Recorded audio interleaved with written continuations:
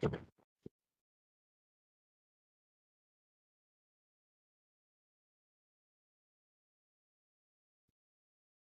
in the record.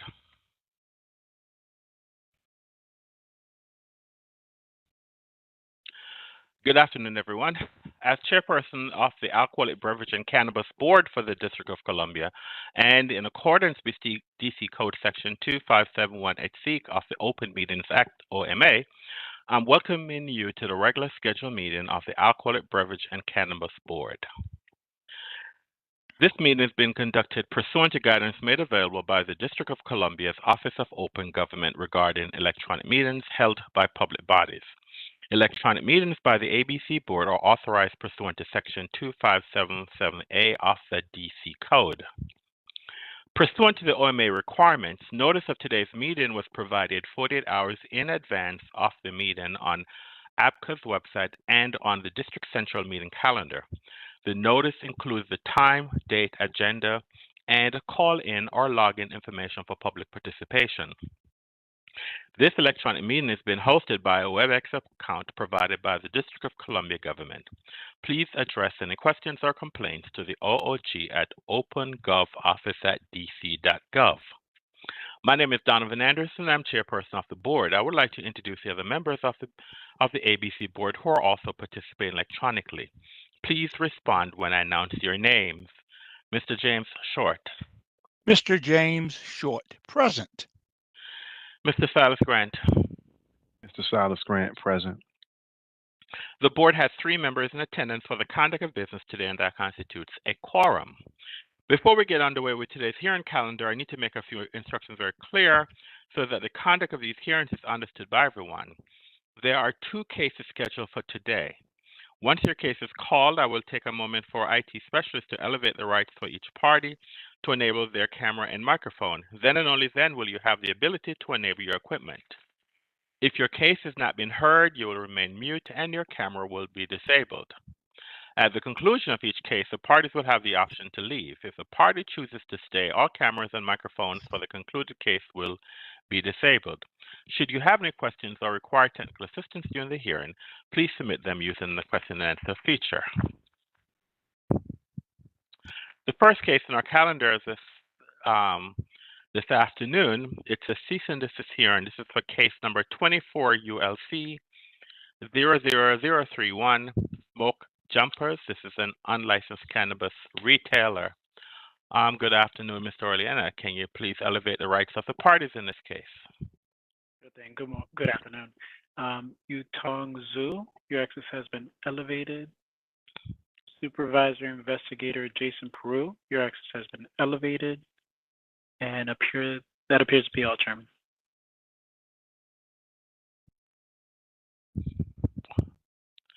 Mr. Peru, I don't think it's quite Halloween as yet. And so I believe that Mr. Peru, what I'm seeing, Mr. Peru, all right, yes, Mr. Peru, good afternoon.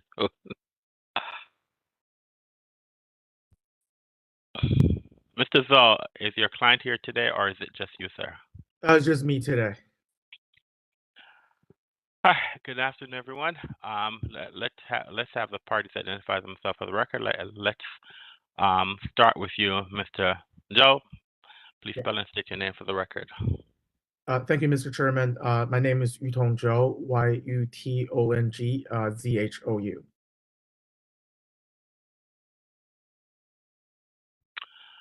Mr. Peru. You're on mute, Mr. Peru. JASON PERU, Jason Peru. Good afternoon, Mr. Peru. Afternoon. Mr. Joe, this is a cease and desist hearing that the agency issued a. Hold on a minute, please. Give me a minute.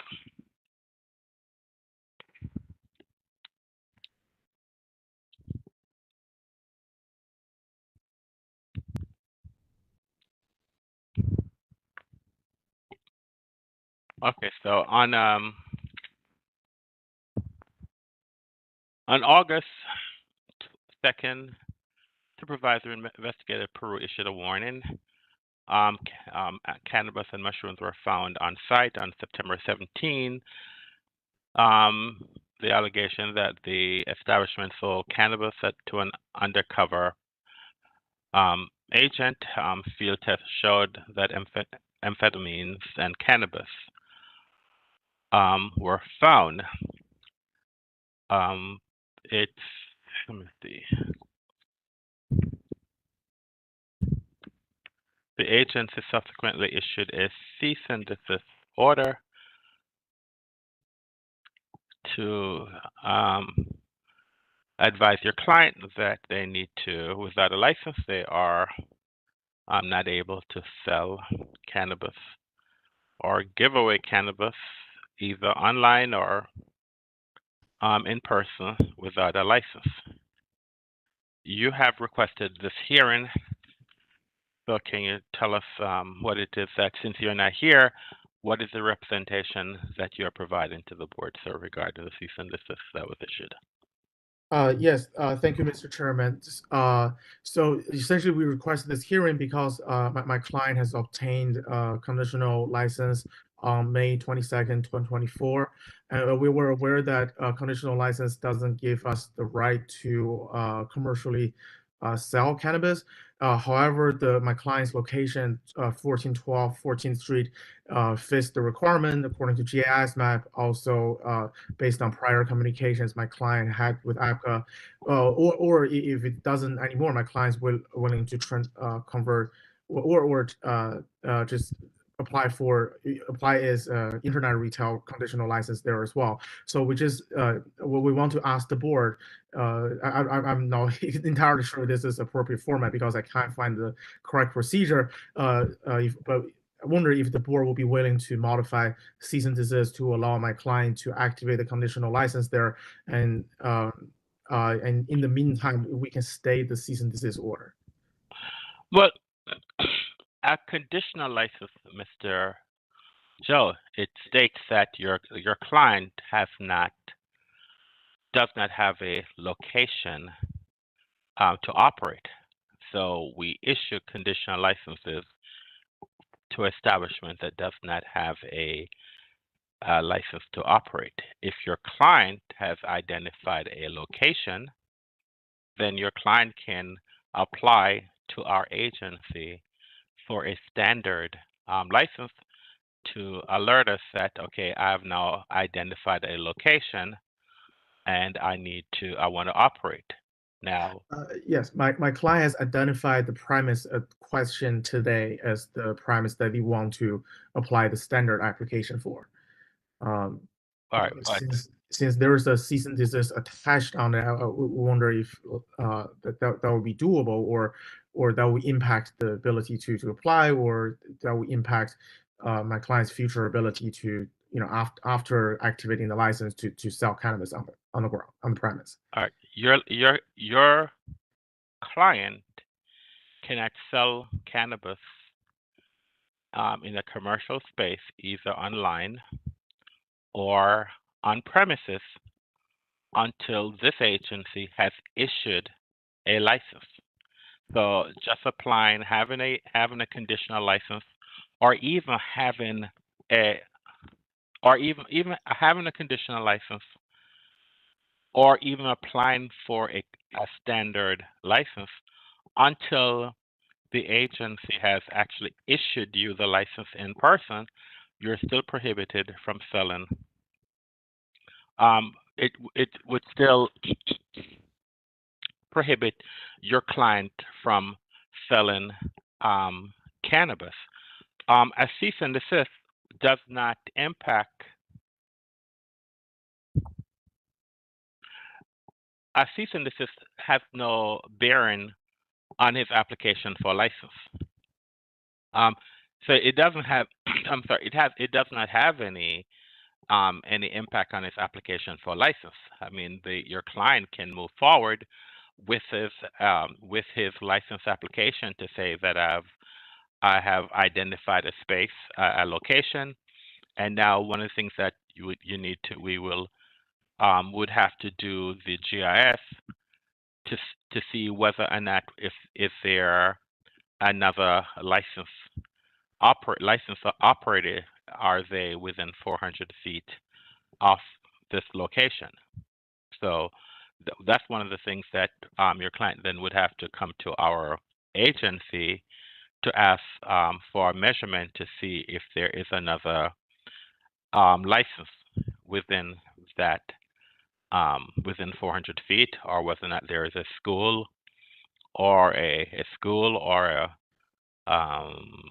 recreational facility, maybe even a daycare. These are some of the factors that we'd look into.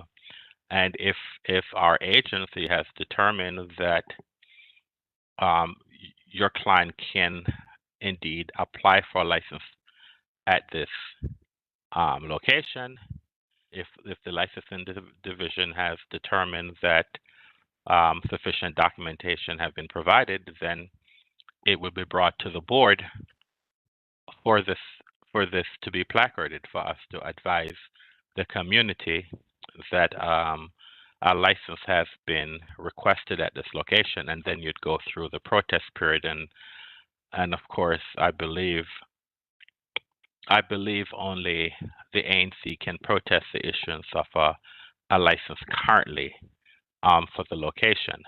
But if your client continues to sell cannabis either on premises or online, this is something that the board itself would look into to make a determination whether or not your client is fit to be issued a license. So the application itself would move forward, but the continued operating, the continued selling of cannabis either on premises or during the internet, this is something that the board will look at in determining whether or not we'll actually issue the license, whether or not your client is fit to get a license. Because if you're been informed that you cannot sell cannabis without a license, and if you continue to sell it without a license, knowing that you need a license, then you continue to sell it, then the board would question whether or not this is someone that we have confidence in, that if we issue a license, will they comply with the rules and regulations of the agency.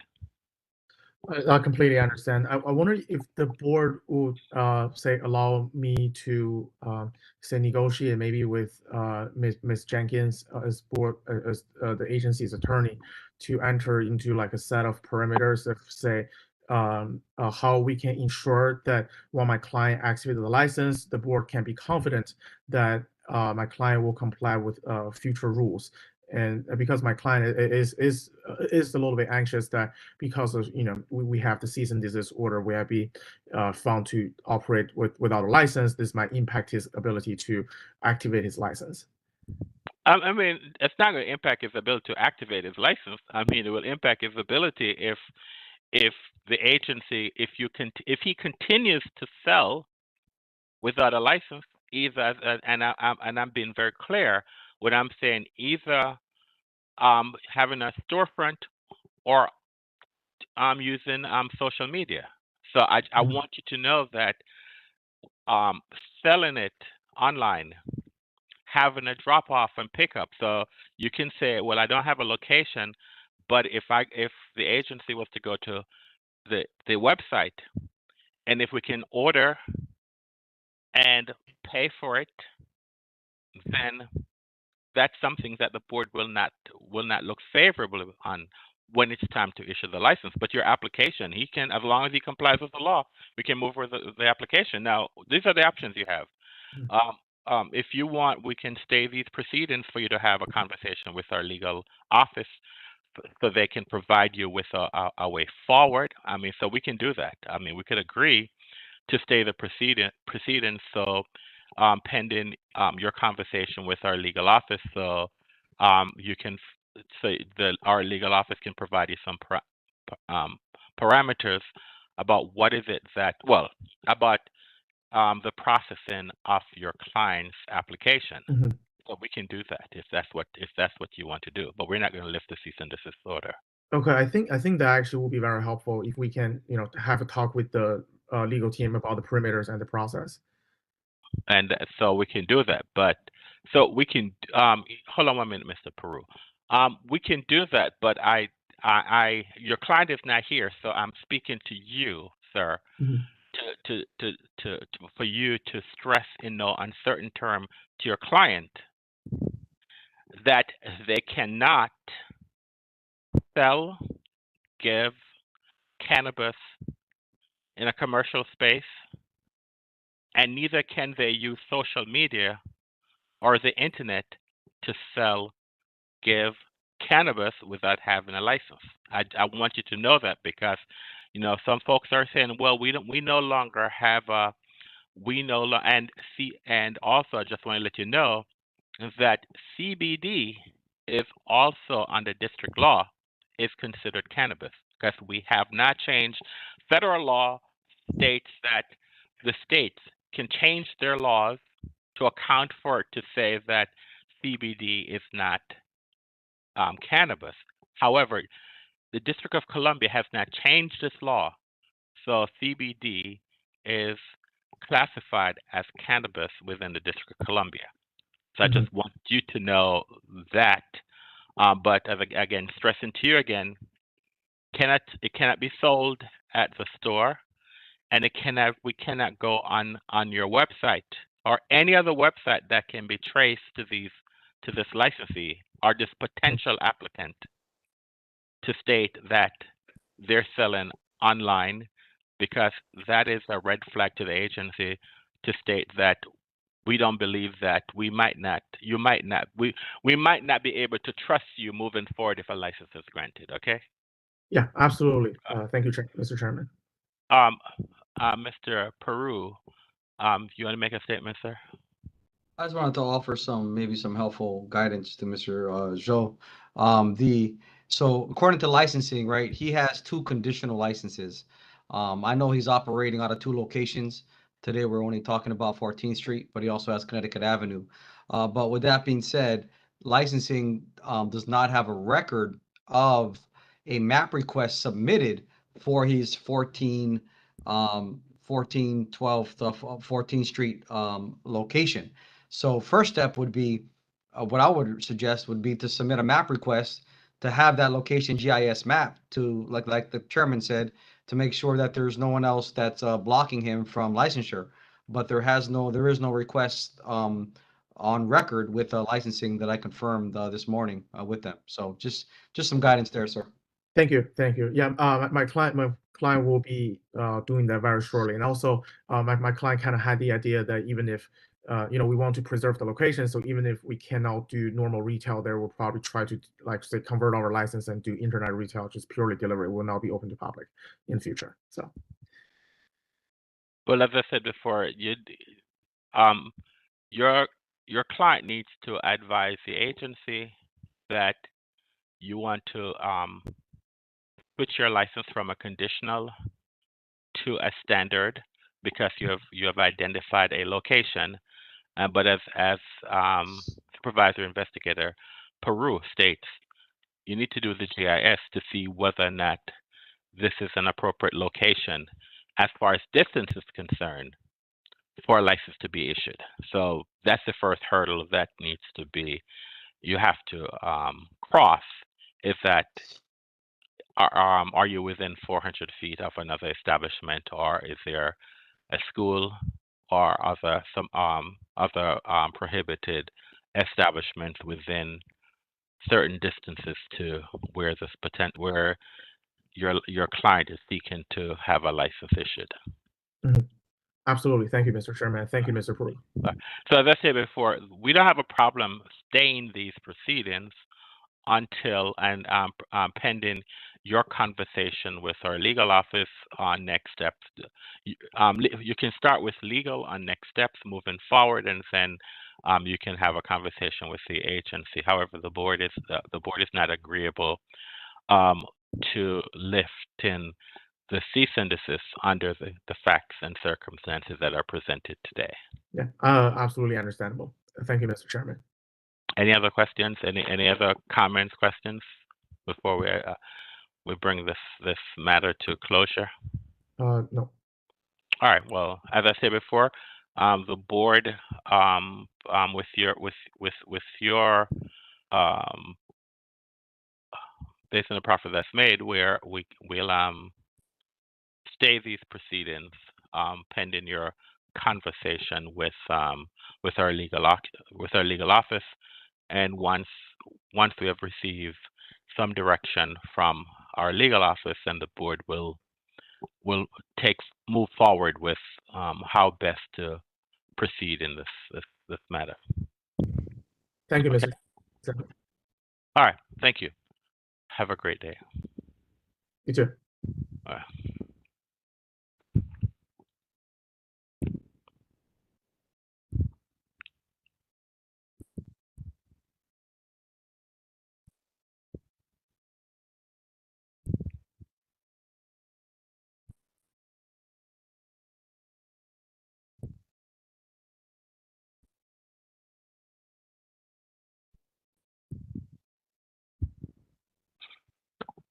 All right.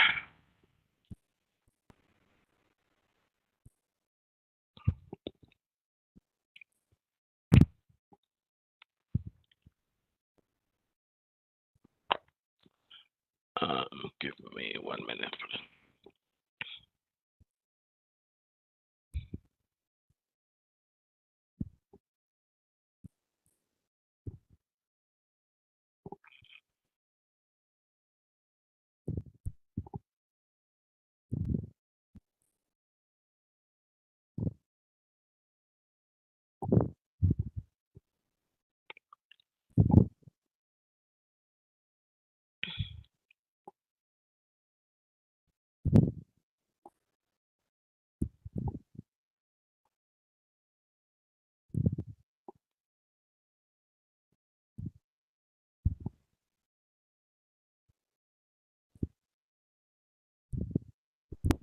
All right. The next case on our calendar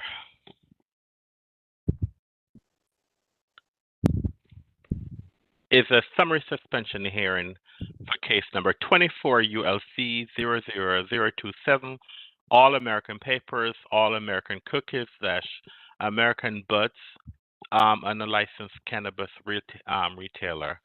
So, Mr. Oriana, can you please elevate the rights of the government and the requester, the individual who requested the hearing, and any other witnesses that needs to be here. Sure. Colin Senchi, your access has been elevated. And Timothy Rychecki, your access has been elevated. That appears to be all, Chairman. Thank you. Mr. Oriana, I should have also Investigator Peru and another witness, Ahmed Anane. Thank you. Ahmed Anani, your access has been elevated. And Supervisor Investigator Peru, Jason Peru, your access has been elevated. That is all, Chairman. Thank you. Can everyone turn their camera on if they can?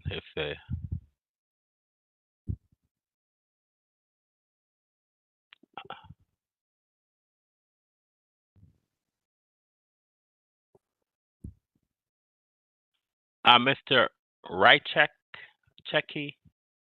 can you turn your camera on, please?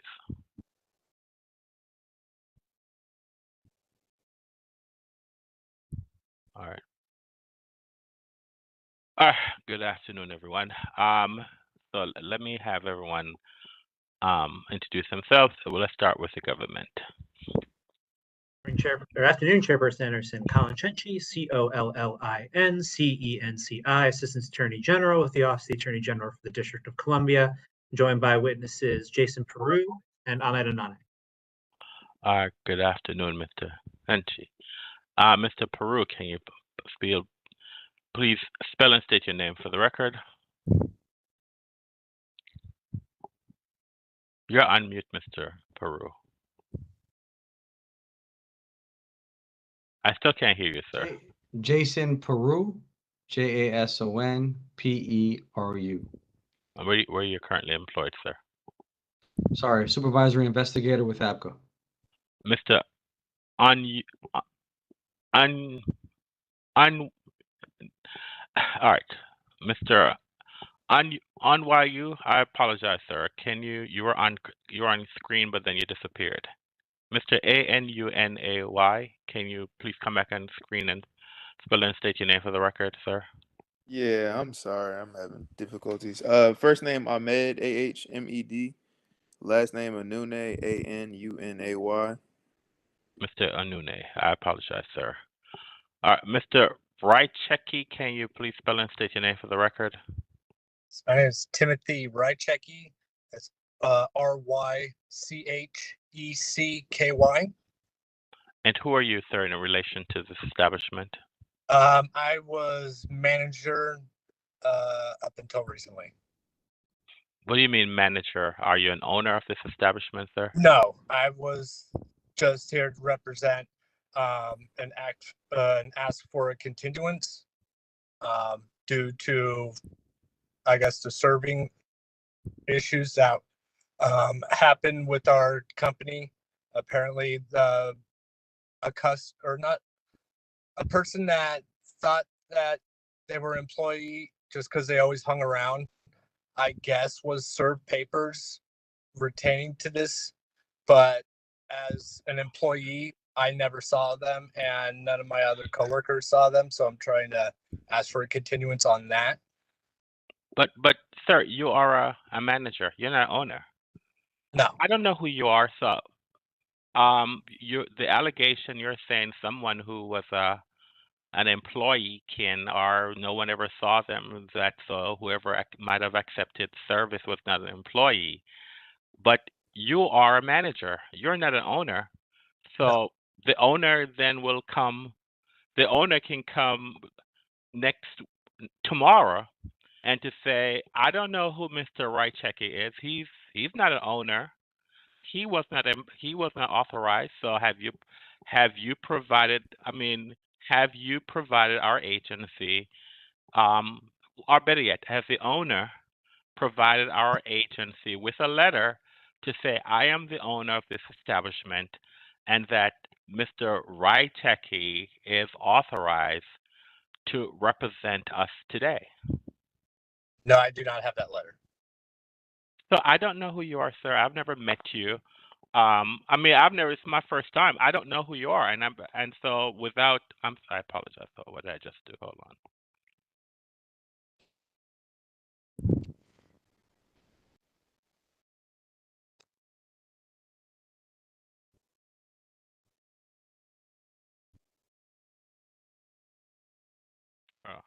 Hold on.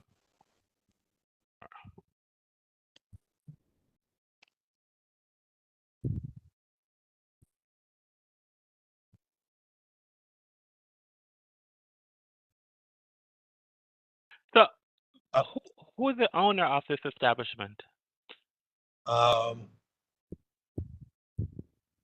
That would be. Wait, I'm sorry. Did you mean to designate it? No. All right, sir. In order for you to be a designated representative, I need the owner to put something in writing. So someone needs to. The owner. Is that the owner, Ramon and JP? Is that they sent me a designation of attorney or agent? So sir, I'm not. I'm asking you who's the owner. Who's the owner of the establishment? Who asked you to represent them today?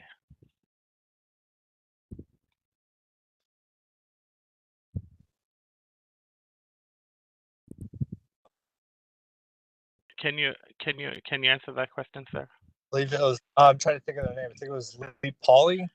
But listen, sir. Okay, hold on. It was a gentleman named Ramon, a gentleman Listen, sir. Listen. All right. Okay. This is serious. This is serious. And I'm not even going to address the government at the moment because this is procedurally. I have someone in front of me who says that there's a manager. And I'm asking the manager, who is the owner? Who are you represent? And you can't even tell me who the owner is you're representing. I mean, so therefore, we must have something from the owner to say that I, John Doe, I'm the owner of this establishment. I am designated Mary Sue to represent me at the hearing. And okay, so I'm having a conversation with Mary Sue, and I said, Mary Sue, who is the owner you're representing? And Mary Sue is like saying, I don't know. I no. That's. I mean, this is, sir. This is a form of administrative hearing. This is not. You can't go to court. I mean, you cannot.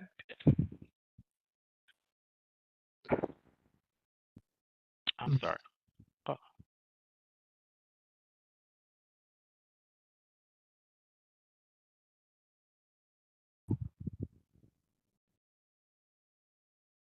I apologize. There's multiple owners. There's, like I said, I have like first name basis. I don't actually know their full names, unfortunately. But you can't, sir. You can't come to a hearing representing someone and you don't know who you're representing. You don't know their full name, sir. Come on. All right. One of the first things you said today was that someone accepted service, but no one saw that person because that person is not an employee. I think that's what I heard. And so you just said that to me. All right. And then now you're going to tell me, I'm asking you who you represent, who owns this place. And you're telling me that you don't know. You're here representing the owner, and you can't give me a name of the person you're representing. How am I supposed to believe you? I don't know who you are.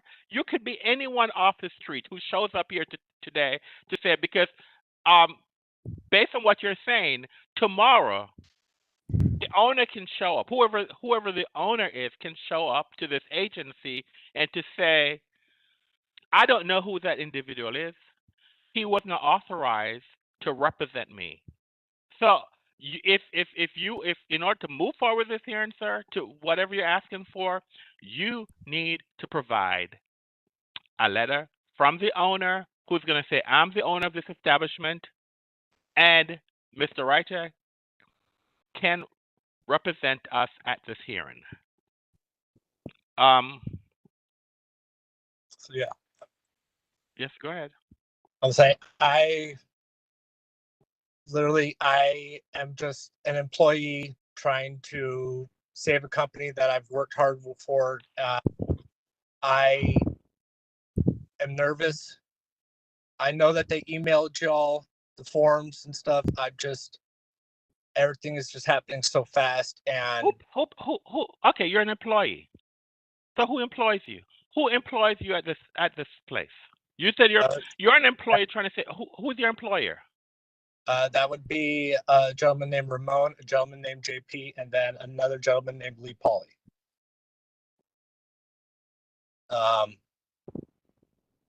Like I was asked to come here today to speak on behalf of asking for continuance due to, I guess, somebody, like I said earlier, somebody was served papers that was not an employee.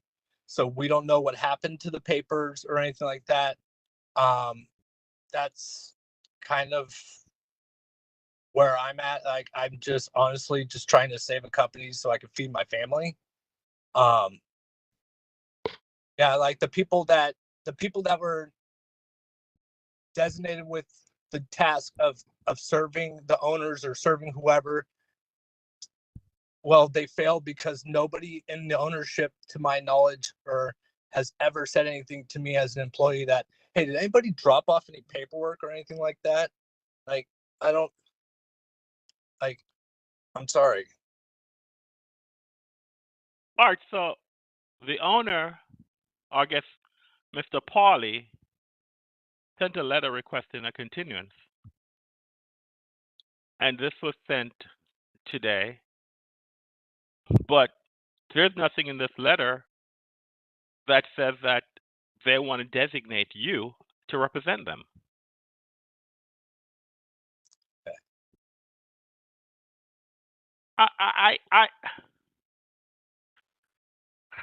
Hold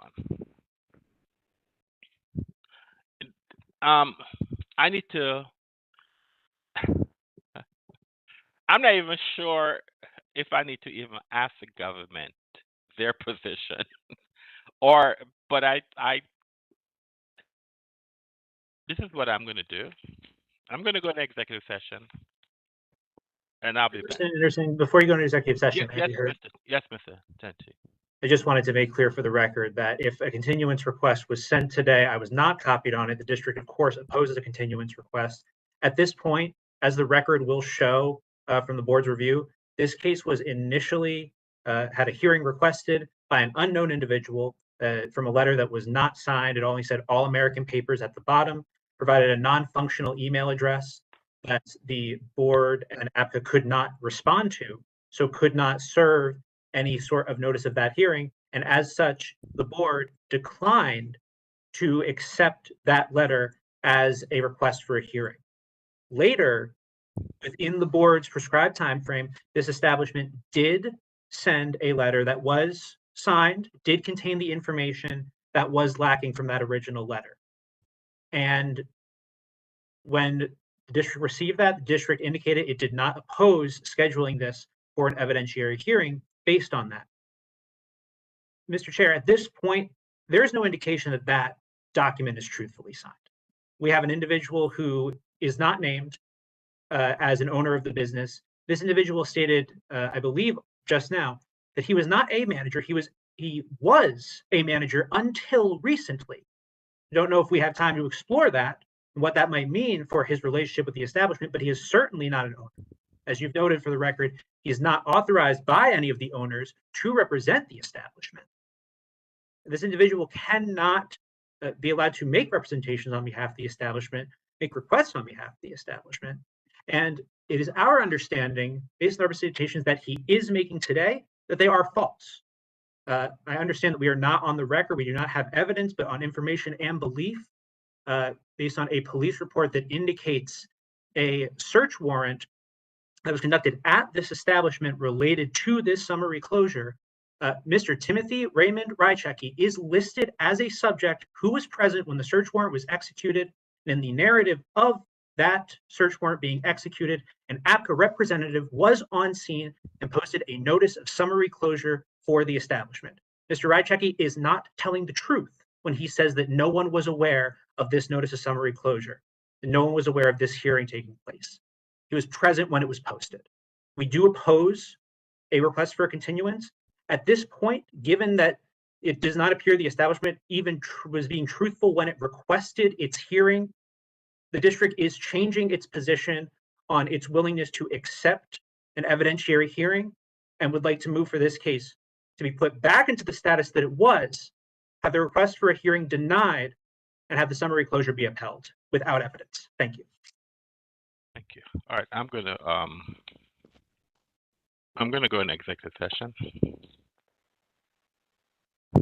So, as chairperson of the Alcoholic Beverages and Cannabis Board for the District of Columbia, in accordance with DC Official Code Section 2575 of the Open Meetings Act, I move that the ABC Board hold a closed meeting for the purpose of seeking legal advice on our counsel on case number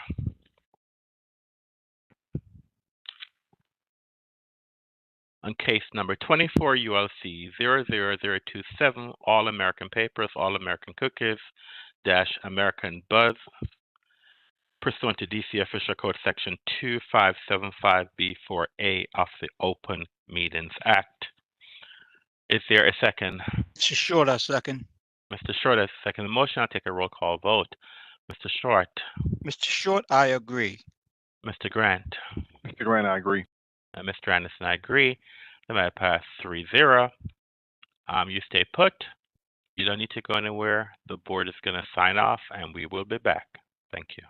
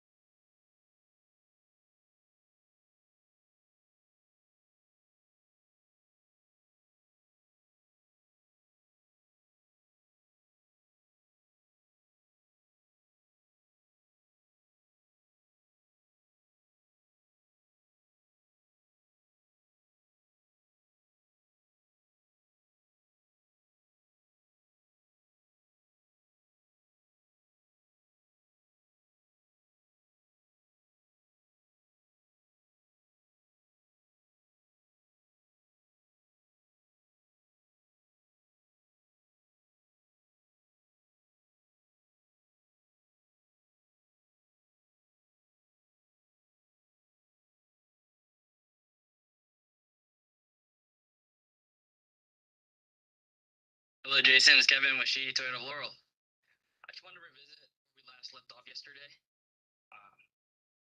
I understand completely that parental duties come first, and the obligation is something you had to get to, and that's why our visit was had to last the way it did. So, if that's something that still you want to pursue, as a cruiser here, give me a call or text at your earliest convenience. You have my number, but just a reminder, it's 410-300-4226. Secretary Prue, can you please mute?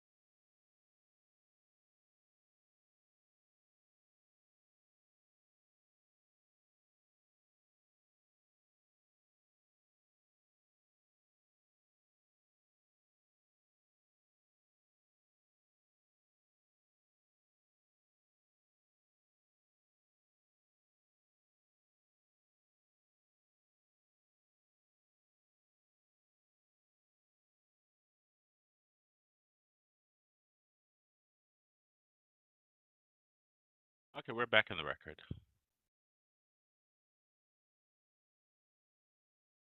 Can I have everyone come back on camera, please?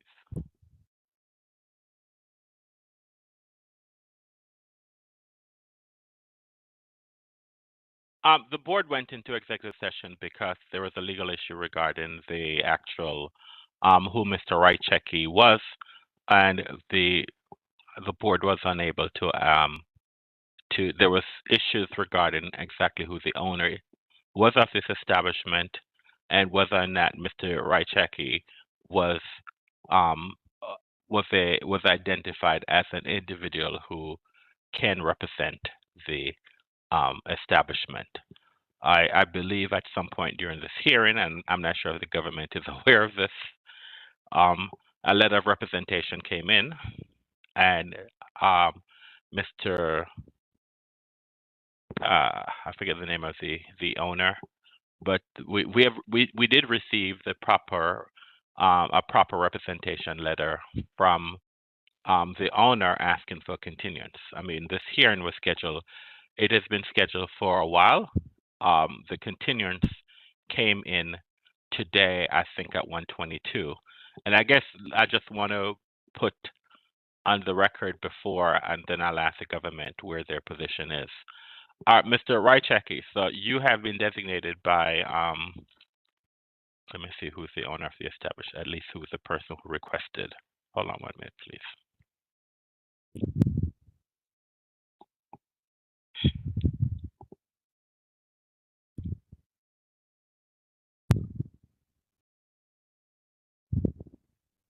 Mr. Lee Pauley, Pauley is the last name, has identified himself as an owner of this establishment, and Mr. Pauley designated Mr. Rychek as as um, as the individual who can represent the owner at this hearing.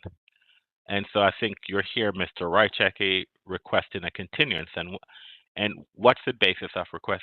Why is it that this hearing was scheduled for 1:30 today, and at 1:22, I believe, a continuance has been requested? You need to unmute yourself, sir. Yes. I thank you again for your time. I was only just recently brought aware of this, and I just was asked to request a continuance. As I'm not aware that the request had been sent in so late.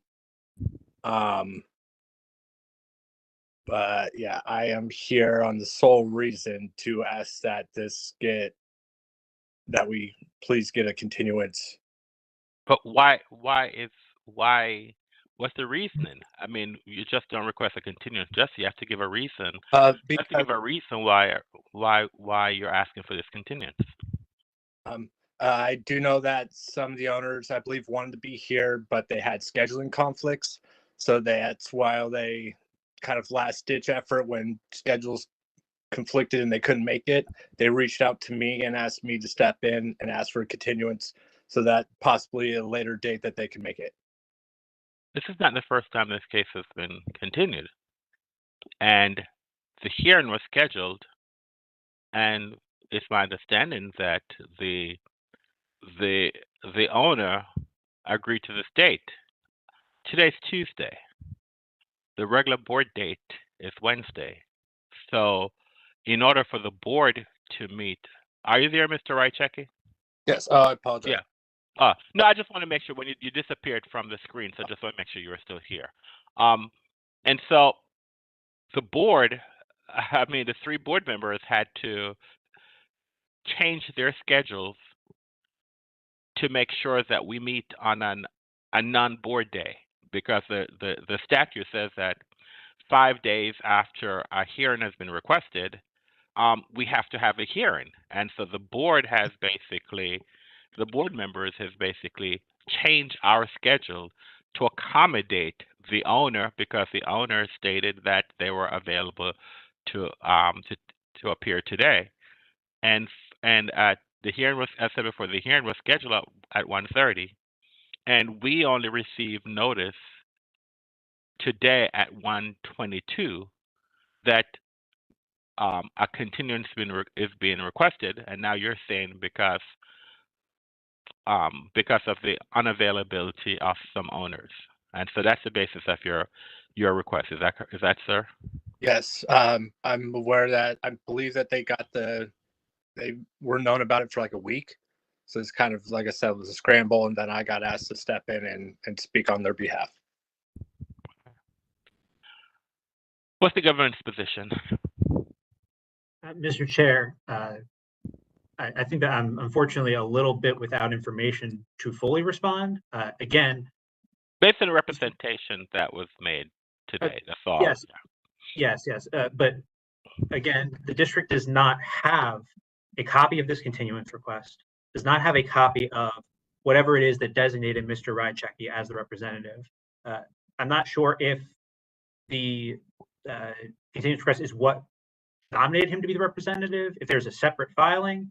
If a filing was made during this hearing, then clearly one of the individuals is able to view the hearing. One of these who says that they have authority to represent the business, they're able to view the hearing, they're able to see what issue is arising during the hearing, then they're able to make a filing based on what's happening at the hearing. And they're saying that they can't appear, despite themselves using a conduit to represent themselves at the hearing. It just does not follow. The district continues to oppose this continuance request. I want to clarify for the record that this matter was not continued before. This matter was set for a hearing for the first time. The scheduling order, I believe, came out last Wednesday or Thursday. I believe the order actually was issued on Wednesday. This was the first time scheduling this hearing.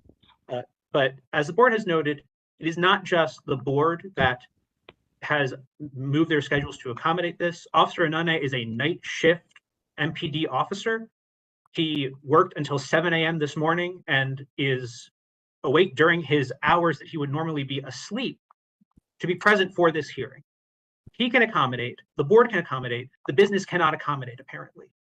This is the business's, it's not even a license, it's the business's own interest that it is failing to represent, that it is failing to appear on behalf of. The business should not be allowed to simply kick its responsibilities down the road further to an undefined date.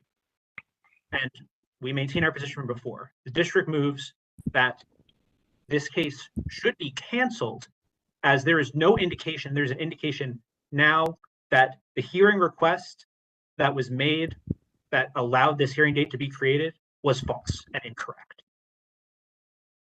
So the position of the government is that, of course, you're saying that you oppose a continuance, but then you're saying I'm sorry. You're saying what again, sir?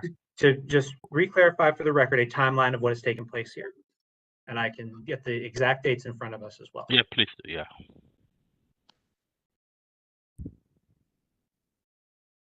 Board's indulgence.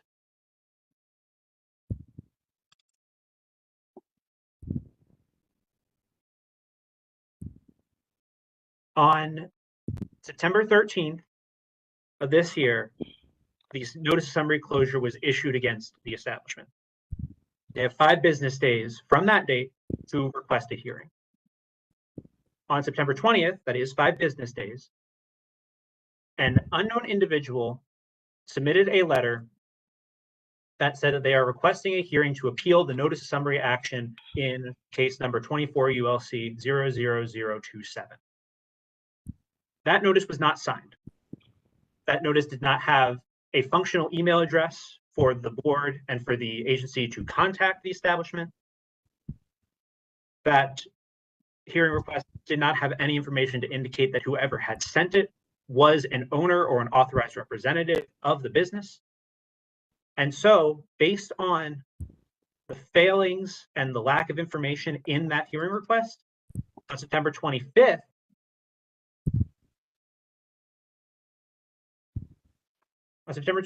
this board denied the request for a hearing. And that is order number 2024-659. denied the request for a hearing because 1, the notice was unsigned, 2, the filer acting on behalf of the entity was unidentified, 3, the owners of the business were unidentified, 4, there was no mailing address indicated to send communications, 5, the request fails to contain any indication that the filer is legally authorized to represent the entity or owner, or that the filer is an owner of the business, and 6, the request was not filed at the appropriate email address as instructed in the notice. So the board denied the hearing request based on that. Now, in that order, the board provided the establishment with one more chance. They said that you said that within the reconsideration period, which is 10 business days, or 10 days of service, I'm sorry, not 10 business days, 10 days of service from that order being issued, that the establishment could request a hearing that contained the information that was deficient in the initial hearing request.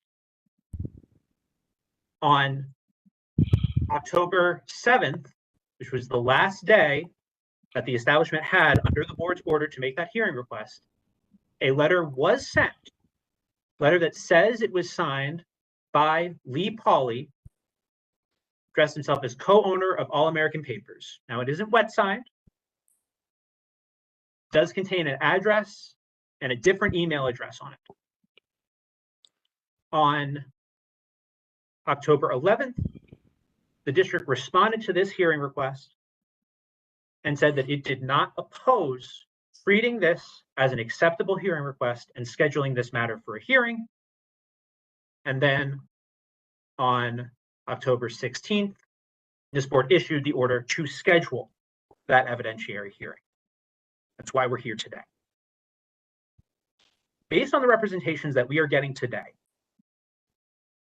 it does not appear that this letter that was sent on October 7th that was complying with the board's September 25th order, it does not appear that that letter actually was sent by someone who's authorized to represent the business. It contains Lee Pauley's name, but based on the representations we're getting here, we have an individual showing up who is being authorized to represent the business only as the hearing is ongoing, making representations that there was no awareness of this hearing taking place, but then there is awareness now because after the board went to executive session and came back, it's not that there wasn't any awareness, it's that the owners had conflicts. How do the owners know they have conflicts and be able to send the continuance request in advance of the hearing by 8 minutes? So barely in advance, but in advance of the hearing, if they weren't aware of the hearing taking place. There was misrepresentations happening in the letter, the second letter, and happening right now. It is not acceptable for the business to conduct itself in this way. The business has not given this board any indication that we should adhere to its mercurial requests, that we should allow it to keep postponing this, stringing the board and the district along until they get to a date that they deem acceptable for a hearing? No, this matter was scheduled for a hearing. Everyone has moved to accommodate it except for the people whose interests are most at play. If they do not intend to appear for this hearing and they did not intend to request the hearing as they were supposed to, as this board ordered them to do, the hearing should not happen. The request should be denied. The district made its concession that this hearing take place under false understanding, and that should not be rewarded. Thank you. And I guess, Mr. Raycheck, you're just here as a placeholder. You can't respond to, or are you in a position to respond? At this time, I don't have anything for today. I'm sorry.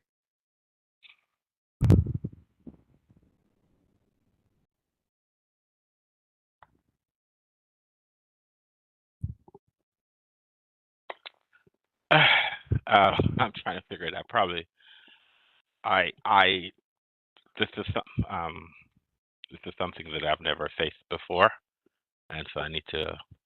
So the board is going to go back in executive session, and or the board is going to go back in executive session, and then we will make a decision the next moving forward. So,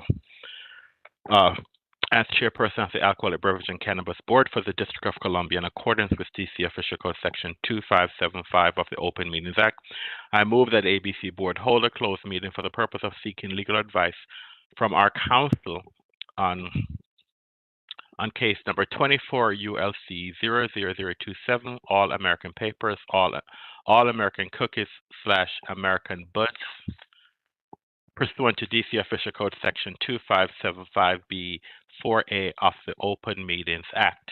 Is there a second? Mr. Grant, I second the motion. Mr. Grant has seconded the motion. We'll have a roll call vote. Mr. Short. Mr. Short, I agree. Mr. Grant. Mr. Grant, I agree. Mr. Anderson, I agree. The motion passed. The board will go back in executive session, and we will come back and make a ruling on next step. We'll be right back. Thank you.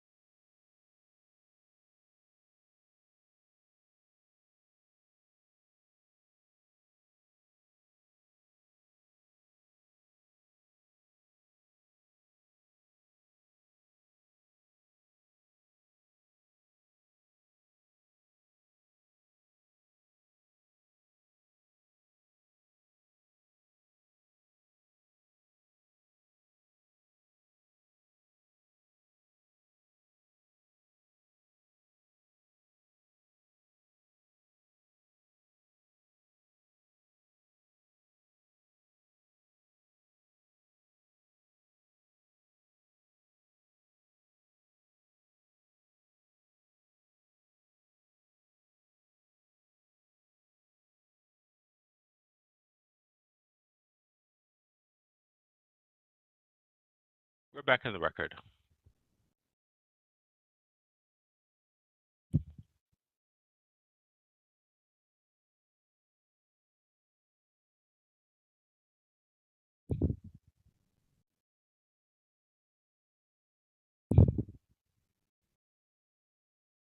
Thank you everyone for the for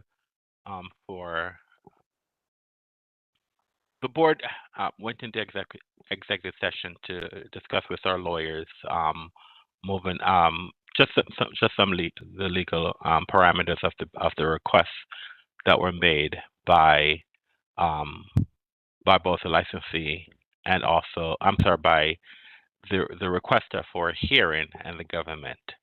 A hearing with a continuance request came in today at 1.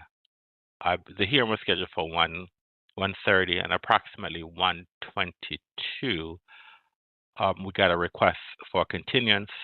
And I think subsequent to the request for continuance, we also got a representation letter where it stated that Mr. Rychecki was authorized to represent the applicant or the applicant for the continuance in this hearing. So the agency did receive a letter designating Mr. Rychecki as the person to represent them today. The government, however, opposes the continuance request, and so therefore I'm going to make a motion that the board deny the request for continuance. Is there a second? Mr. Short, I second. Mr. Short, I second the motion. I have a roll call vote. Mr. Short. Mr. Short, I agree. Mr. Grant. Mr. Grant, I agree. And Mr. Anderson, I agree. The matter passed 3-0. So we're denying the request for continuance. The government, however, has also made a motion. Basically, they're stating that it was not their position that this hearing then was properly requested, and that we should cancel this hearing. I'm making a motion that we also deny the request from the government. I believe that the government is here. They have 2 witnesses here that we need to move forward. I know that Mr. Rychecki, that you're saying that you're a placeholder, and but our position is that we're going to move forward with the hearing today, and you can make whatever representation that you can on behalf of the licensee, but we're going to move forward. So I'm making a motion that we deny the request to cancel the hearing and that we move forward with the hearing today. Is there a second?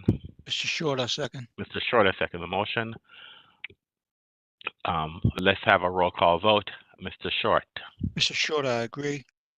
Mr. Grant. Mr. Grant, I agree. Mr. Anderson, I agree. The matter passed 3-0. Since it's a summary suspension hearing, we're going to move forward. The government appears has 2 witnesses, and so therefore I need the government to present their case. And Mr. Rychecki, you're here, and you then can ask questions of the witnesses if you so choose.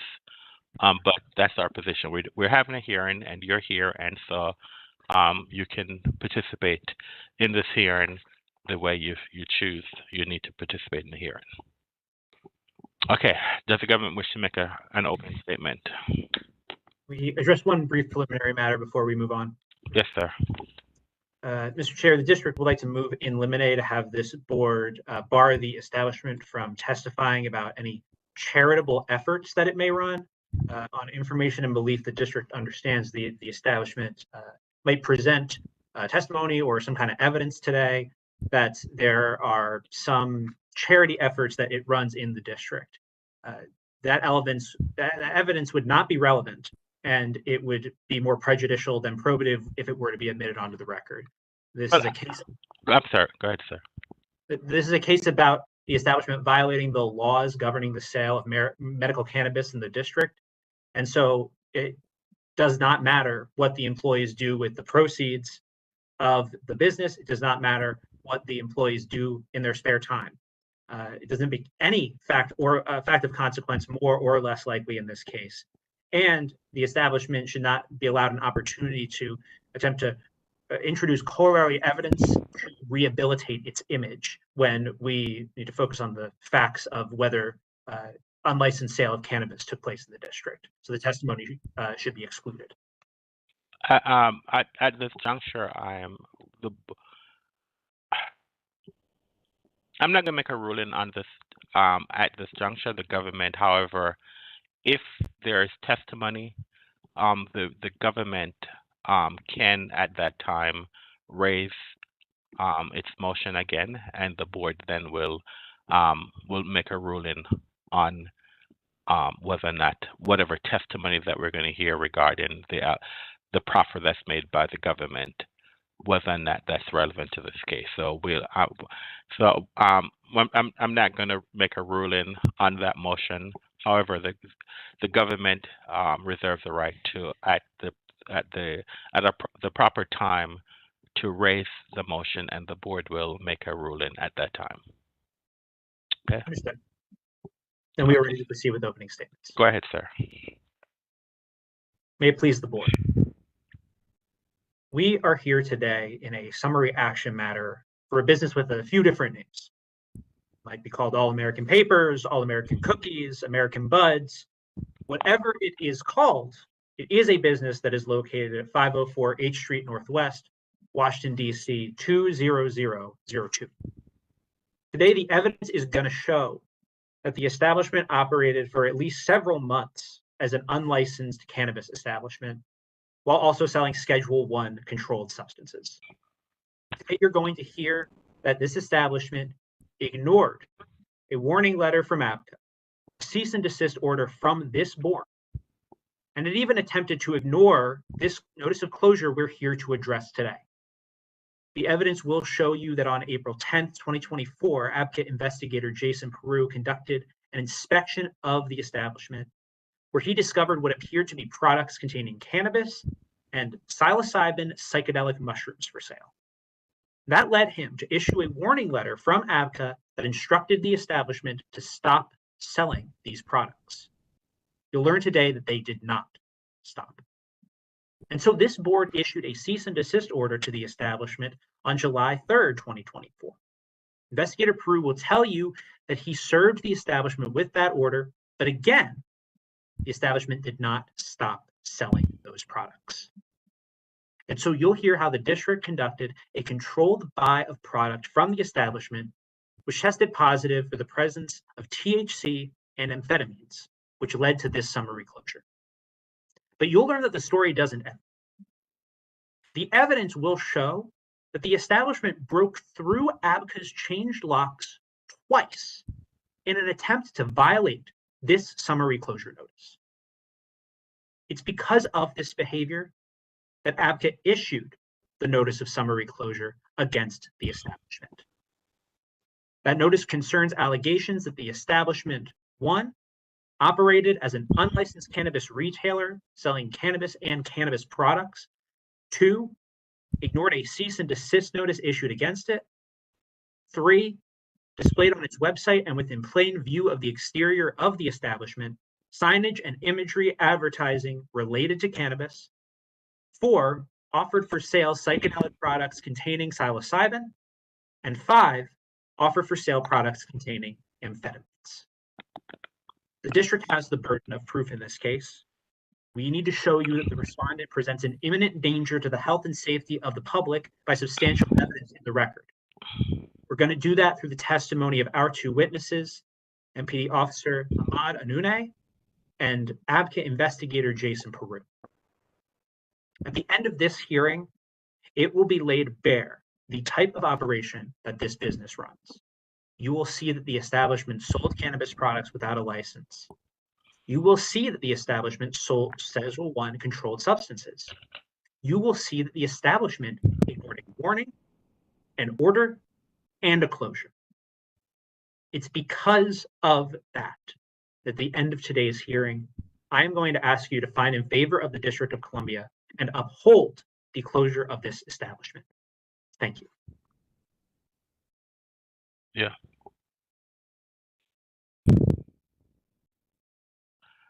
Mr. Reichechki, are you still there?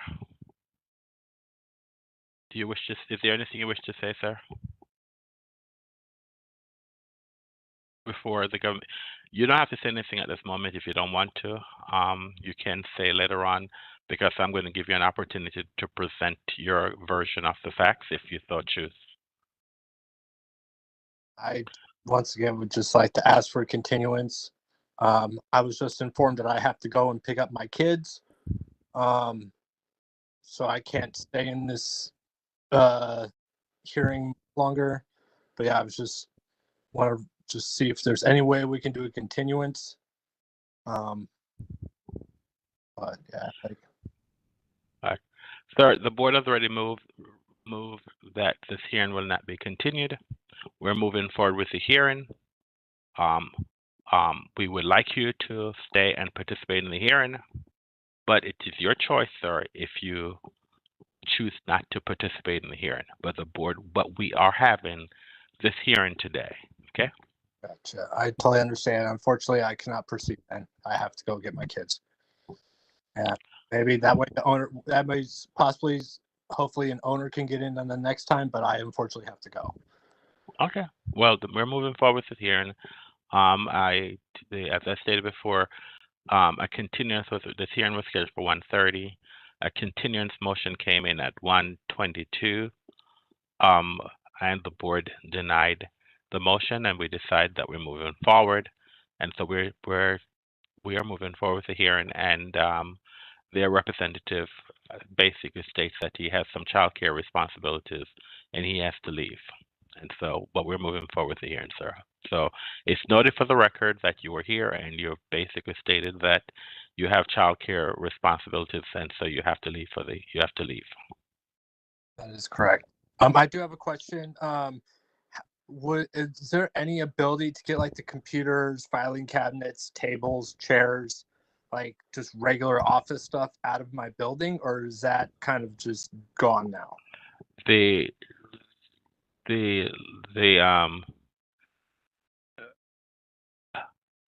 You guys can contact the government. You can contact the government and contact our agency. I cannot respond to that. I can't provide an answer, but I believe that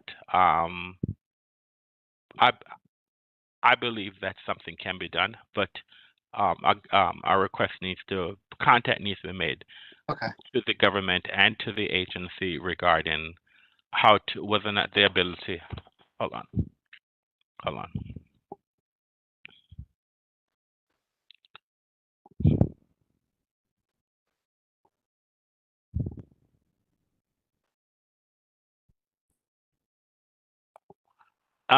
The parties can, if the parties can contact the government and negotiate terms. We're going to move forward, but it's going to the board is going to. We're moving forward with the hearing, and we have a certain period of time to make a decision, and the owner at any point can contact the government and negotiate terms, and that would prevent us from and if we receive any type of settlement proposed, the board would look at that. But so I'll just say that the owner can contact the government, and if they can come up with some type of agreement and provide the board with an offer in compromise prior to us issuing a decision, that is something that the board would consider. So you are open to have conversations with the government on next steps regarding those issues there. Okay? Okay, thank you very much. I appreciate y'all's time. You're welcome. Sure. All right. Does the government wish to call a witness? Who's the first witness? Mr. Chair, I do have to make my record before we move on. Given that the establishment has now left the hearing, there's no representative. We are going to move this board to essentially treat this matter as though this were a Superior Court matter. Matter is defaulted. The The establishment is not contesting the charges. They do not have a representative here to contest the charges. If they are not able to provide that, the district were not to show up, its case would be dismissed. The establishment is not showing up. It should have any questions of liability deemed conceded, and this matter should simply be moved into argument for questions of accepting all the allegations in Investigator Peru's report as true, as it is already in evidence and will go unquestioned because there are no witnesses from the establishment, and with it deemed conceded, give it to the board for a decision to make on appropriate discipline based on these facts. I will take I'll take your motion under advisement. I think my only concern with this the posture of this case is that the licensee did request a continuance, and the board denied that request for a continuance. I believe if this was a case where the licensee did not show up, I would be in favor of granting the motion, but the representative of the licensee was here. The board ruled that we are not going to grant the continuance based on the timing of their the reasons and the timing for the continuance, and so therefore, in order to have, as you're aware, this is a case that can be appealed at the Court of Appeals, and I would like at least for us to have a record. So if this matter is appealed, that we do have an administrative record that the court can review to make a determination. I don't want this case to move forward. If it moves to an appeal, that there's no administrative record for the court to review. So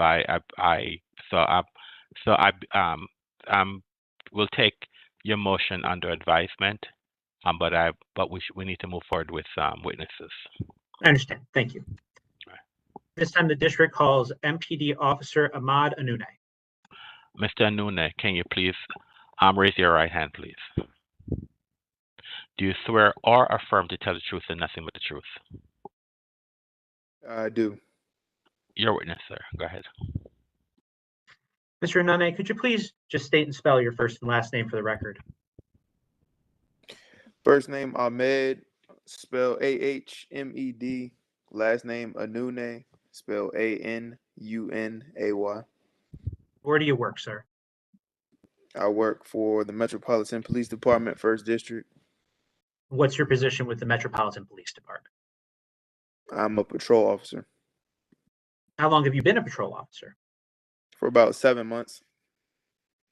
What are some of your duties and responsibilities as a patrol officer? Responding to calls for service, as well as initiating when I see a violation of the law. Do you ever respond to any special assignments as part of your job? Yes. Are you familiar with drug field tests as part of your job? Yes. Do you have any training related to conducting drug field tests? Yes. What training do you have? While I was in my training cycle, I was with a special unit that specialized in drug field tests, and I watched and proceeded to do one on my own, a couple on my own. Can you explain to the board what a drug field test is? It's virtually testing a substance and receiving a color reaction that would deem that what you're testing it for came back positive or negative for what you were testing it against. And so how does this test work with the showing up positive or negative? It's a color. It's based on a color change. I want to talk about today's case. Are you familiar with an establishment that's located at 504 H Street Northeast, Washington, D.C. 20002, known as All American Papers, All American Cookies, or American Buds? Yes. How are you familiar with this establishment? I've seen it in passing. Officer, did you have any assignments related to All American Papers on September 10th, 2024? Yes. What assignment did you receive on that day? Assisting with a controlled buy. What is a controlled buy? In this case, ABCA went to basically check the validity of the substance that was being sold for the health and safety of the public to make sure they weren't violating any laws. So did you arrive at or around All American Papers on September 10th, 2024 in response to this assignment? I was not at the location physically. I was a block or two away. So can you just describe what happened after you arrived at that location a block or two away from the establishment? I was met by investigator Jason Peru and another investigator. I forgot his name. And if I can just cut in for a moment, if there is another investigator, just ask that you not mention the other investigator's name. Okay. Yeah. I was met at the location that was given to me, and I was briefed on what was going to happen, and from there, the controlled buy went into effect. So what was the plan for the controlled buy? The plan was for the other unnamed investigator to go and make the purchase. He was going to come back to where we were located. We were going to test the substances for the violation, the potential violation, and document the recordings. Now, did this unnamed investigator conduct the controlled buy as you had planned? Yes. What happened after that controlled buy took place? He came back to where we were. We tested, we did a drug field test. When you received the item from that investigator, so you're understanding that the item he provided you was purchased inside of All American Papers? Yes, via his testimony, yes. What was the item that he provided to you? A green leafy substance. Was that green leafy substance contained in anything? Packaging, yes. Pre-packaging. Would you recognize a photo of that packaging if I were to show it to you? Yes. Mr. Chair, before I move on, I just want to confirm that the case report is already in evidence pursuant to 23 DCMR 1713.10. Yes, it is. And may I have permission to share my screen with a copy of the case report? Mr. Oriana, please allow Mr. Tinty to share his screen. Access has been granted.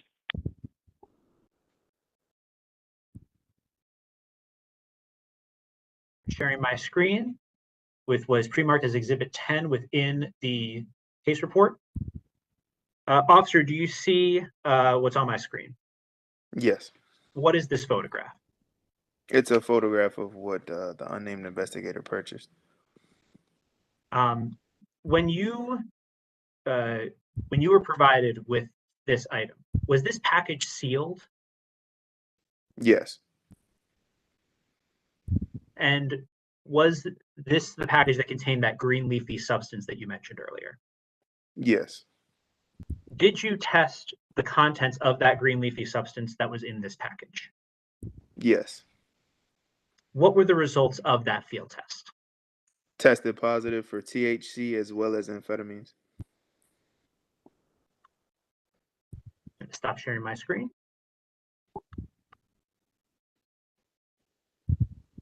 And so officer, after you tested that green leafy substance that was positive for THC and amphetamines, what did you do with the substance?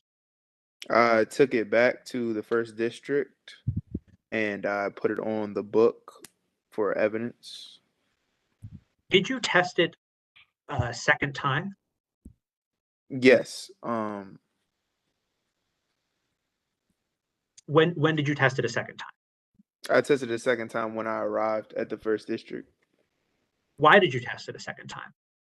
The effect in the field, potentially based on the test kits being a little dated, as well as the elements was just delaying the effect. So that's why I tested it again when we got back to the station. When you tested it again at the station, what were the results of that test? It was positive. Positive for what? THC as well as amphetamines. Officer, from the time that you received that sealed package from All American Papers to the time that you tested it in the station, did the substance ever leave your custody? No. From the time that you received it to the time that you tested it at the station, was the substance exposed to any other controlled substance? No. And from the time that you received it to the time that you tested it at the station, did the substance come into contact with any other controlled substance? No. Thank you very much, officer. I have no further questions. Any questions by the board members?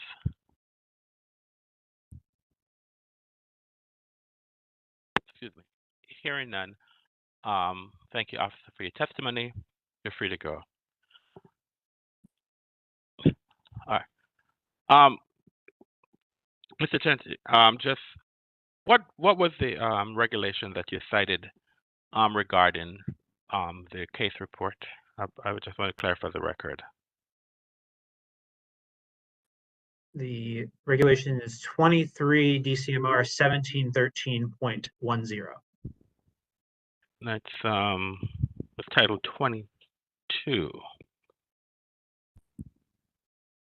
It's 9715 9715.10 entitled 22. Okay, I just want to correct the record, the correct citation. Yes, for the citation for cannabis related hearings. My apologies. Okay, all right. Okay. Thank you for clarifying the record and just confirming that that was in evidence. Yes, it is pursuant to 9715.10 entitled 22. All right, and this is all new for us because this is actually the first summary suspension hearings that we have had regarding cannabis. Okay. All right. Does the government have another witness they wish to call? Yes, at this time, the district calls Supervisory Investigator Jason Peru. Mr. Peru, can you raise your right hand, please? You swear or affirm to tell the truth and nothing but the truth? I do. I'm your witness, sir. Afternoon, investigator. Could you please state and spell your first and last name for the record? There's a Supervisory Investigator Jason Peru, JASONPERU. Where do you work, sir? The District of Columbia Alcoholic Beverage and Cannabis Administration. If I call that ABCA, will you understand what I mean? Yes. What's your position with ABCA? I'm a supervisory investigator. What are your duties and responsibilities as a supervisory investigator? To supervise a team of investigators and to also conduct inspections of licensed and unlicensed cannabis businesses in the District of Columbia. And how long have you been involved with cannabis enforcement? For the past 4 years. I believe earlier you mentioned licensed cannabis establishments. Does any of your work involve establishments that sell cannabis without a license? Correct. I conduct inspections of unlicensed cannabis establishments as well. How long have you been involved in that kind of enforcement? That enforcement really started off when the law changed in March of this year. I'd like to, before we get into the specifics of this case, talk generally about what ABCA's processes are for dealing with these unlicensed establishments. So what does ABCA do when it becomes aware of an establishment that's selling cannabis without a license? Well, the location is added to a list of unlicensed locations in the city. And ABCA has part of the multi-agency cannabis task force, which includes other DC government agencies, conduct inspections of these unlicensed locations. So how do these inspections take place? Well, members of DLCP, Department of Licensing and Consumer Protection, Department of Health, and MPD, we go to the locations and we essentially identify ourselves as distinct government agencies, and we proceed to conduct an inspection of the unlicensed location. What involvement does ABCA have when you get to the actual inspection stage of it? Well, primary focus is obviously to look for the presence of unlicensed product, whether it's cannabis products or mushroom products. And if those products are then found to be on the premises, the statute requires that ABCA gives a warning first. So how do you make a determination if an establishment is actually selling cannabis products? Well, they have a cannabis product on display. They have the means to collect payment. They have payment methods, mostly sometimes posted, whether it's via Cash App, Venmo, or other means of being able to obtain some kind of payment. So you mentioned that if there is a determination that a establishment is selling cannabis, that you issue a warning. What does the warning tell the establishment? Essentially, the warning says that you have 14 days to come into compliance. What does that mean to come into compliance? Well, there's only two ways to really do that. One way is to stop selling your unlicensed products, and the other way is to obtain a cannabis retail license with ABCA. When you say obtain a cannabis retail license with ABCA, is that something that generally is accomplished within 14 days? No, most likely not. And if a license is not obtained within those 14 days, what does the establishment have to do to comply with the warning letter? The second option, to cease operations. What happens if an unlicensed establishment continues to sell cannabis products after a warning letter is issued? Per the statute, the next phase would be after investigation, a case report is drafted and submitted to the ABC board, and then a cease and desist is issued. How is a cease and desist order issued? It's issued by the board, and then it is served by myself. What does the cease and desist order tell the establishment that it's issued against? That they have to cease and desist all unlicensed cannabis or unlicensed product, to include mushrooms, any operations. So what happens after you serve the cease and desist order? I'm sorry, I'm not understanding the question. Let me ask a different question. Who do you serve the cease and desist order to? Against the establishment, and whoever's present within the establishment. And it's also sent out via electronic if we have proper email addresses, and sent out certified mail to the landlords and to any ownership that's known. So what happens if the establishment continues to sell cannabis after the cease and desist order is issued? Once we determine that, as you heard the testimony of the MPD officer, we conduct a undercover operation to confirm that the location is still selling cannabis.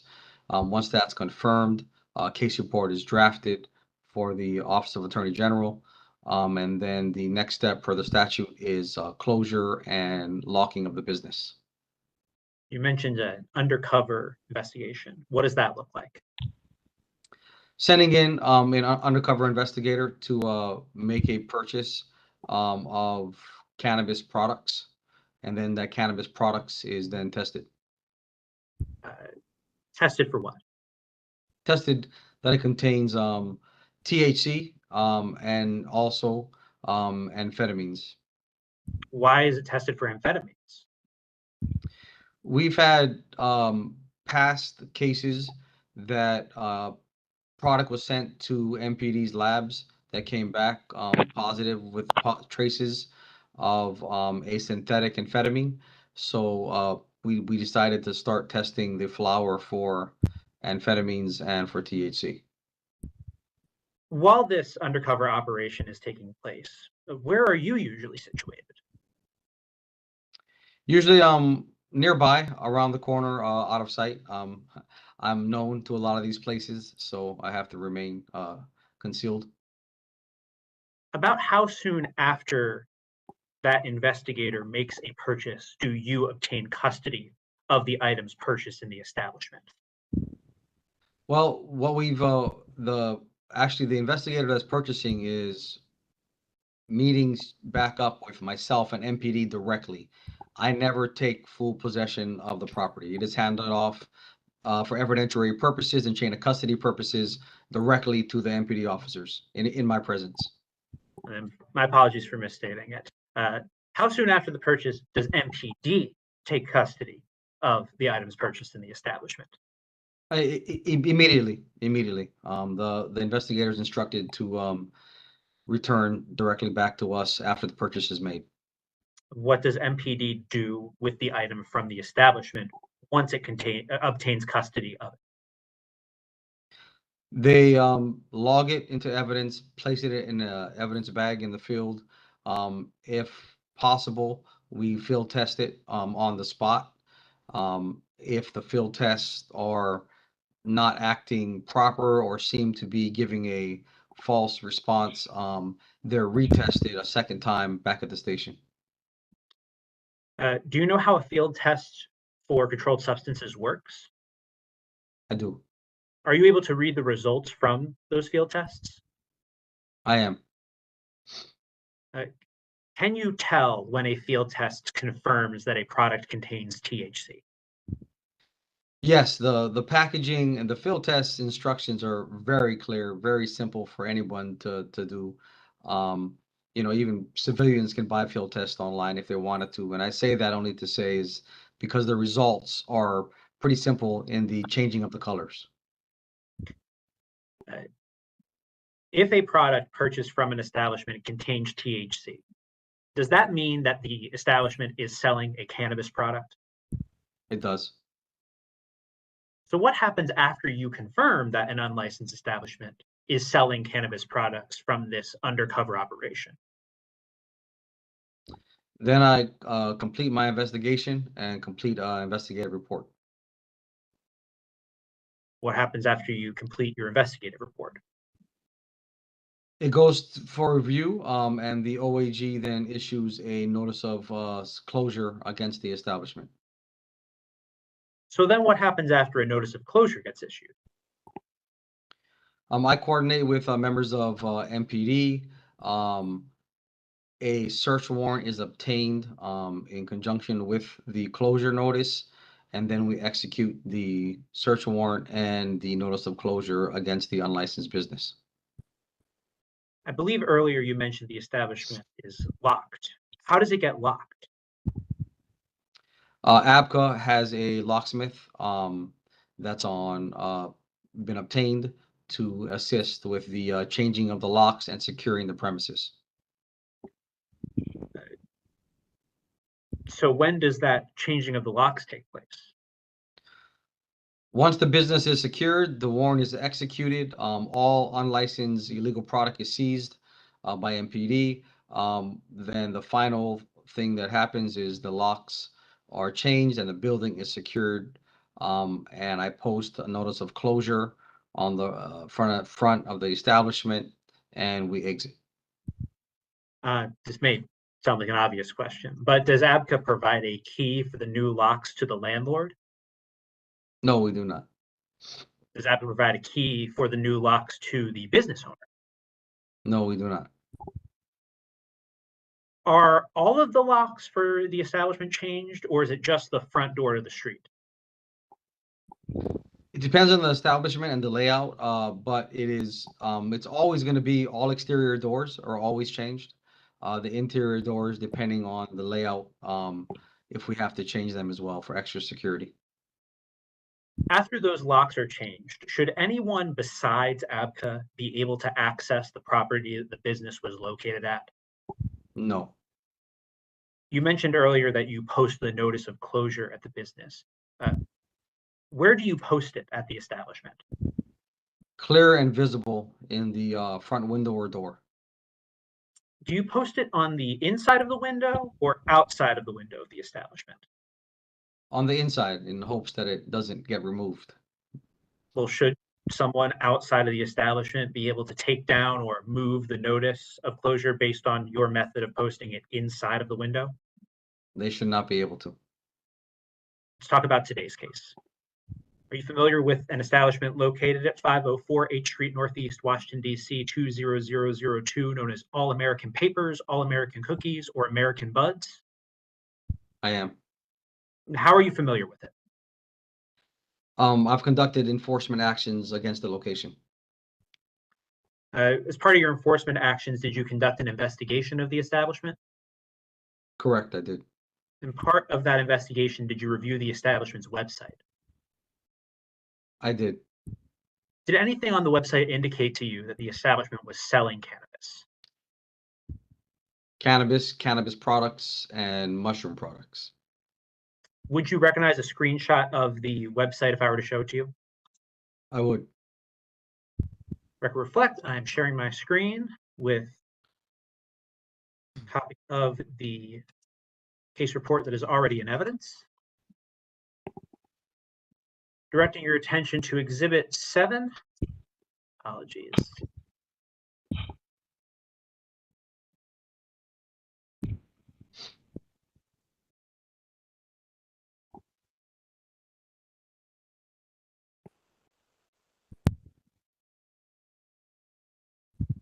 Directing your attention to what's been marked within the report as Exhibit 7. Just going to scroll.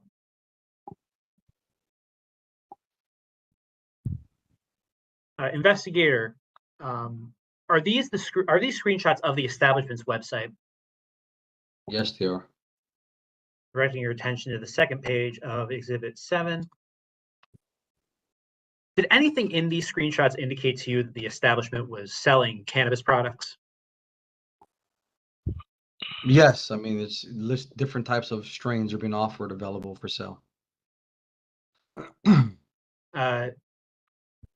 Can you just say what specifically indicated to you that these products for sale were in fact cannabis? It says here standard 200 milligram gummy watermelon sativa, and it lists how many milligrams of it on it, and that's a known type of cannabis product. Just to clarify for the record, what is a known type of cannabis product? The image that's displayed here where it says the gummy watermelon sativa. What is sativa? It's a strain of cannabis. What are the categories that are listed on the top of the establishment's shop page? There's a whole bunch of categories here: flour, vape, batteries, vape pens, gummies, mushroom chocolates, wax, pre-rolls, chocolate, diamonds. Reading from the top of all products. It even says CBD is here listed here as well. Do any of these products indicate to you that these are cannabis products for sale? Yes, sir. And you mentioned mushrooms earlier. Directing your attention to Exhibit 1 within the report. Or I'm sorry, Exhibit 2. Are these also screenshots of the establishment's website? They are. Did anything in these screenshots indicate to you the establishment was selling psilocybin? Correct. They're selling a variety of different mushrooms, and the packaging indicates that they're selling mushrooms. Do these products that say they contain mushrooms, do they have prices listed? Your image is kind of blurry. I can't Let me see. exactly, but yes, I see numbers. Yep, there you go. Yes, I do see prices listed above the little cart emblem.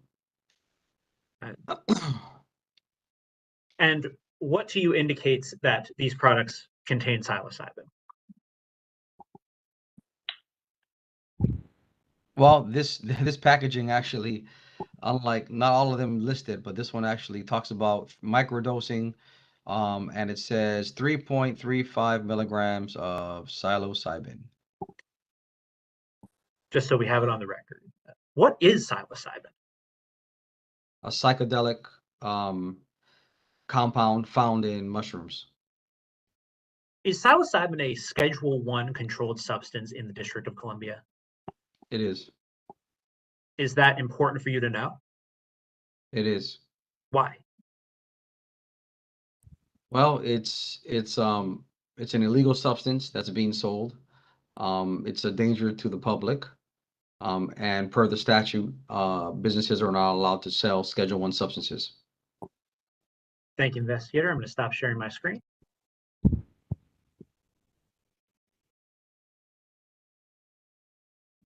So, investigator, if ABCA was aware that this establishment may have been selling cannabis, did ABCA engage in this practice you mentioned earlier that started with an investigation and a warning?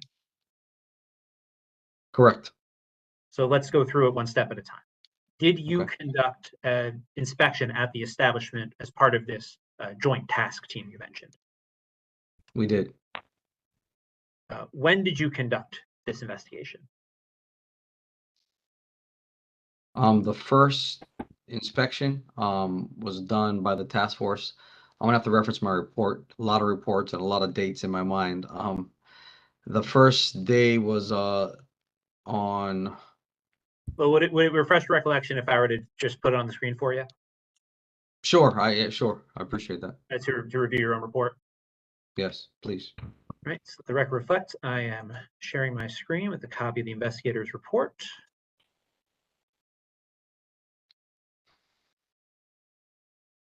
Directing your attention to the bottom of page 1, please read it silently and let me know when your recollection is refreshed.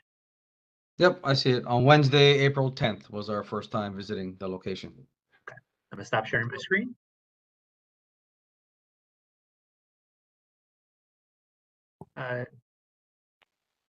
So on April 10th, 2024, did you visit the establishment?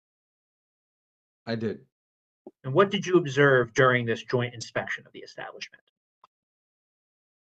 That they had a variety of cannabis flower, cannabis edibles, other cannabis products, and also mushrooms. So one thing at a time again. What indicated to you that the products in the establishment were in fact cannabis products? I mean, they had the consistency of green leafy substances. A lot of the product was actually had in packaging that was marked what it contained, THC, psilocybin, or whatnot. And got a little ahead. My next question was what indicated that the products you say contain psilocybin, that they actually did contain psilocybin? Because a lot of the packaging, as you saw on that one evidentiary picture, has listed it as an ingredient. What indicated that the cannabis products you saw were actually for sale? Well, the establishment was set up like a retailer with glass display cases. There was a register or pad that was nearby. There was signage on methods to pay. So that would indicate to me that they were receiving some kind of funds for the products. Was there any sort of prices listed by the products you believe to be cannabis products? I believe there was a whiteboard that was in there, there was a menu. I can't exactly recollect what images. I'll have to go back to my case report to see what photos I took. That's all right. So we talked about the cannabis. What about the psilocybin? What indicated that those psilocybin products you saw were available for sale? They were displayed in the same method as the cannabis products. So after the inspection, did it appear to you that the establishment was selling cannabis products without a license? Absolutely. So based on that, did you issue one of those warning letters that you mentioned earlier? I did issue a warning. Would you recognize a copy of that warning letter? I would. Reflect. I'm sharing my screen with the report. Investigator directing your attention to what's marked in the report as Exhibit 4. Scroll through. Is this the warning letter that you issued to the establishment? It is. Directing you to the top of the first page of the letter. When was this warning letter issued? April 10th, 2024. Who was the warning letter issued to? Well, I listed all known possible owners. Lee Pauley, J.P. Thurman, and Ramon Roque.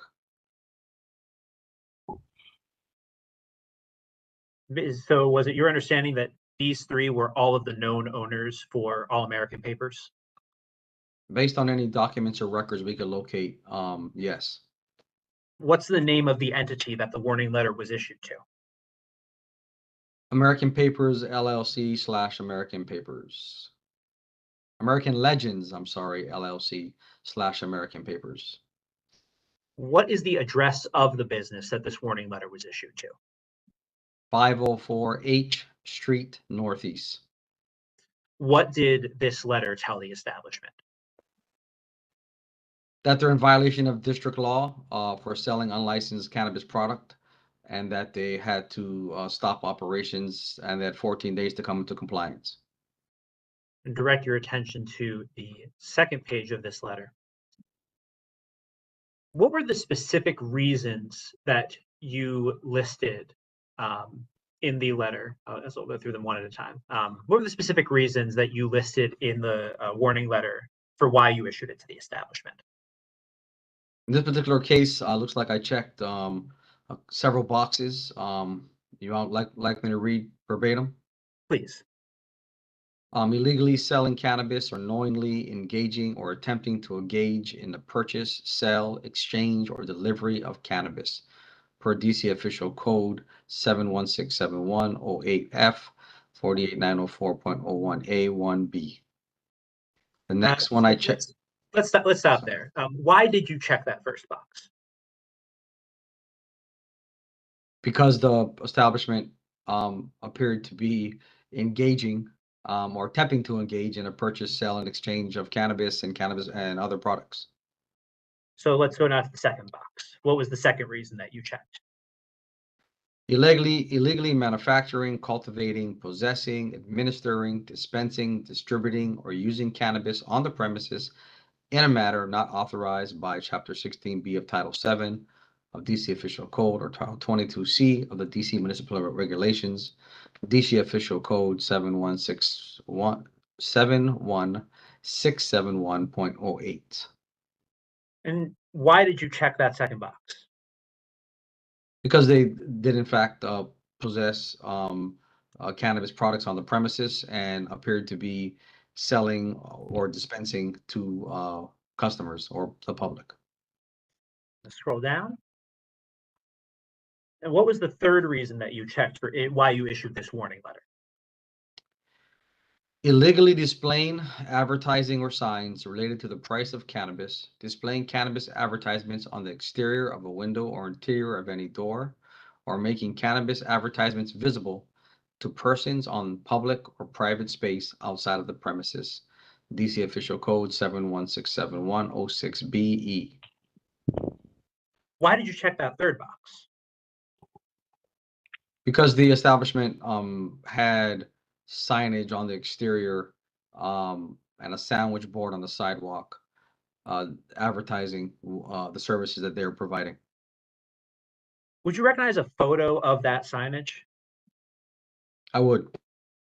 Directing you now to, it's marked as Exhibit 8 within your report.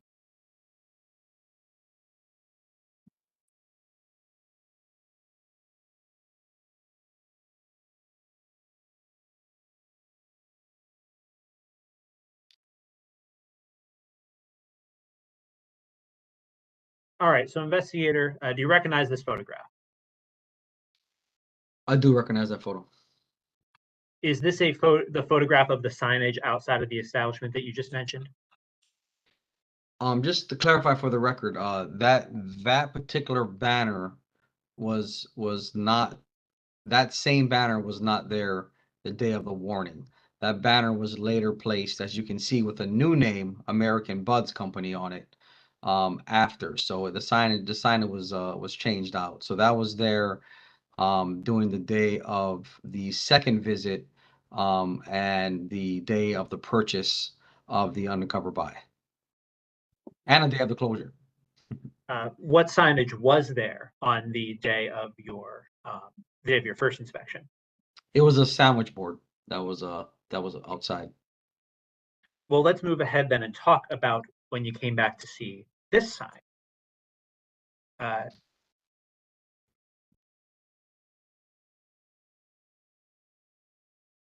You said that you conducted a second inspection. When did you conduct a second inspection?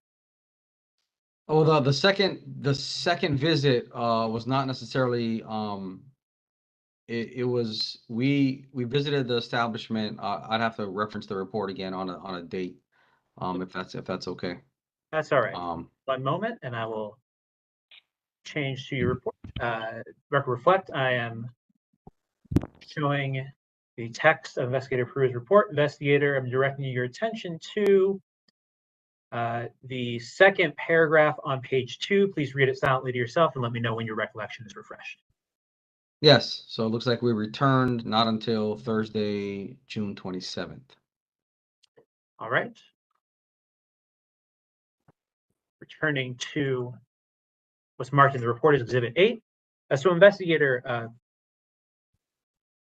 why did you return on June 27th?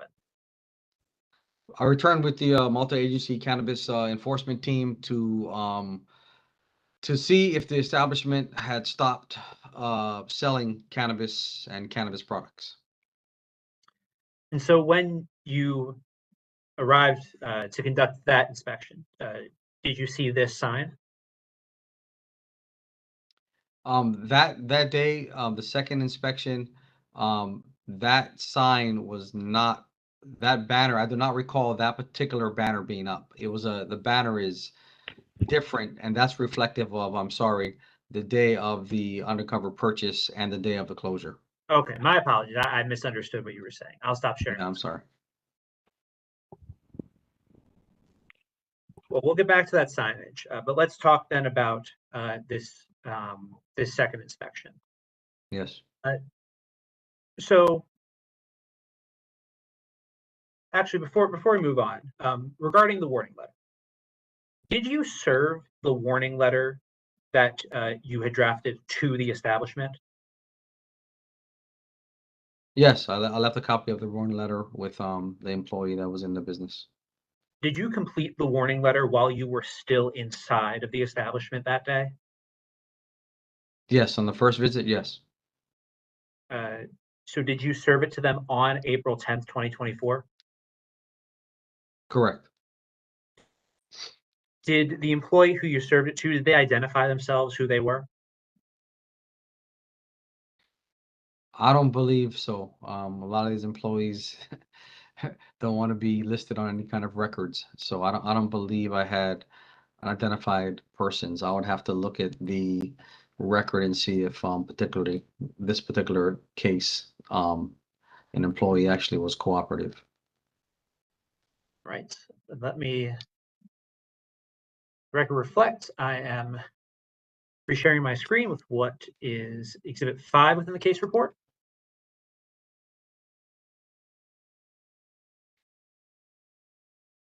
I'm sorry, did you say something, sir? I said with the record reflect that I'm sharing what's marked as Exhibit 5 within the case report. That's fine. Yeah. All right, investigator, do you see the document on my screen? I do. What is this document? This is the service form that accompanied the warning letter that I issued in my writing. What does the service form indicate was served on the establishment? A warning letter on April 10th, 2024. And who was this warning letter served on? So it looks like the employee actually provided me with identification, which is not consistent. And it was just served on the employee. His name, I'm sorry, Nadir Assad, with a Maryland driver's license. All right. Stop sharing my screen. So then you said you conducted the June 27th follow-up inspection. What did you see at the June 27th follow-up inspection? That the establishment continued to offer for sale a variety of cannabis products. They had placed a lot of the edibles and stuff that were in the case during the first visit out of sight in drawers behind them. The products that DOH embargoed were no longer embargoed. So yeah, product were still being offered for sale. So just to be clear for the record, were there any products that you believe to contain cannabis still present for sale in the establishment that day? Yes. And based on this, did it appear to you that the establishment was still selling cannabis products? Yes, it did. So based on that inspection, did ABCA proceed to obtain a cease and desist order against the establishment as you had discussed earlier? Yes, we did. Would you recognize a copy of the cease and desist order? I would. The record reflect, I'm sharing my screen with what is Exhibit 6 within the report. I'm going to scroll through for you, investigator. All right. Do you recognize this document? I do. Is this the cease and desist order for this establishment? It is. What individuals was this order issued against? The parties listed here were Lee Pauley, J.P. Thurman, Raymond Roque, American Legends LLC, All American Papers at 504. I guess the H is missing from there, but 504 H Street. It's up top under the cease and desist. You can see 504 H Street Northeast. In Washington, D.C.? Yeah, sorry, Washington, D.C. No problem. There's also the name Rami Investment Inc. What is that? That is the landlord's information that was obtained through records.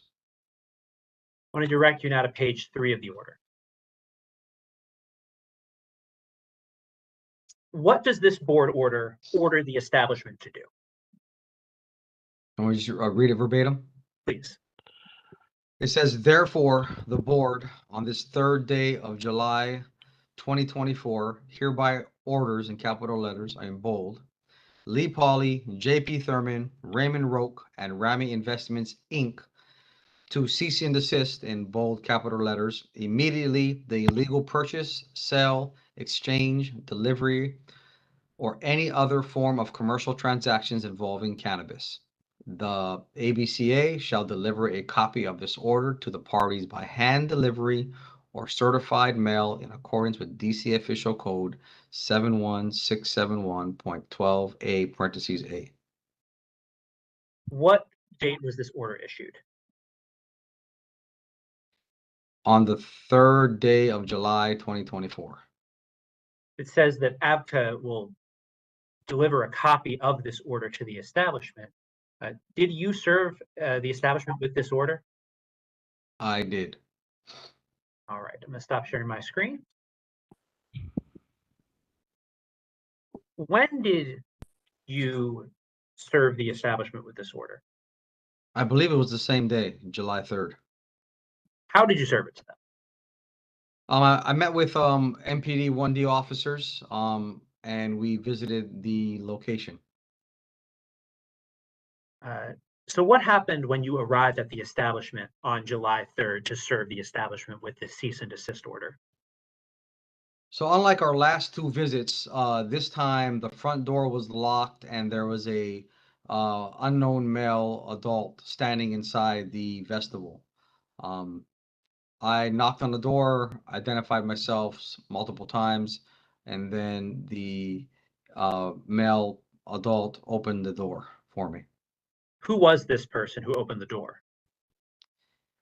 He would not identify himself. He said all he said to me was that he was an ABC manager with ABCA, so he knew who I was and ABCA was, so he would let me in, but he was trying to not let MPD in and tried to close the door behind me. He said he would let you in. Did you step inside the vestibule? I did. I stepped inside. So, investigator, you were there. Does that vestibule lead to any other businesses or residences besides All American Papers? Nope, it's like a breezeway vestibule in between before you head to the second floor, going up a flight of stairs. While you were there, did you see any other individuals at the establishment to serve the order? No, I was not allowed to go upstairs during this visit. The individual I remember him having a like an iPad in front of him with the cameras up on them, but he would not let me go upstairs. What do you mean said had the cameras up? The cameras for the business, as to he was watching the business and the other areas via video surveillance. Were you able to serve the individual that you saw in the vestibule with the order? I left a copy of the order with him. He refused to identify himself and refused to sign the order. Even though he didn't sign for the order, did you document your service of it? I did. How did you document it? Using a similar service form that you saw for the warning letter. Would you recognize a copy of that service form if I were to show it to you? I would. Chairperson Anderson, let the record reflect. I'm sharing my screen with what we marked for the record as District Exhibit B. So noted.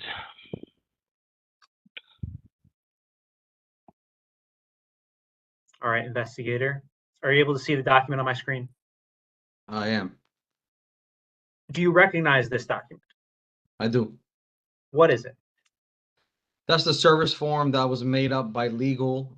That's why the handwriting on the top is different, and then it was served by me, and the writing in the middle is from myself, and the signature on the bottom. So just so I'm clear, this writing on the bottom half here, who drafted that language on the bottom half there, or filled in those blanks? That was me. That's my writing. Is this a fair and accurate copy of the service form that you drafted for the cease and desist order? It is. Mr. Chair, at this time, the district would like to enter into evidence what has been marked for the record as Exhibit B as District Exhibit B. So moved. Investigator, what does this service form indicate was served on the business? It says order number 2024473 and a copy of the referencing report number 24 ULC 00002. So you're understanding that board order 2024-473 is the cease and desist order that you served? Correct. Where was this order served? Inside the vestibule of the location to the unknown male individual. According to this service form, how was it served? Personally by me, and I can see my notes here, refused to sign, claimed to be an ABC manager. As a note, I put that in there. And when was it served according to this document? July 3rd, 2024. You said you had some notes on there. What does the service form indicate that the establishment did when you served it with the order? Refused to sign. Investigator, the entire time that you were there on July 3rd, did the individual that you spoke with indicate to you that he did not work for the establishment? No, it was pretty clear that he did work for the establishment in some capacity. Thank you. I'm gonna stop sharing my screen.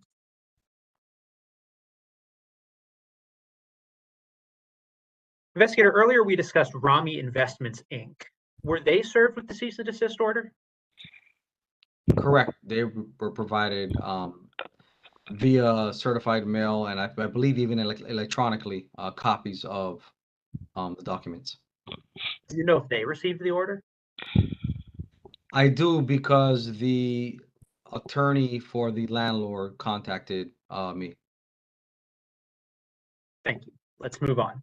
So after this cease and desist order was issued, did it appear that the establishment stopped selling cannabis products?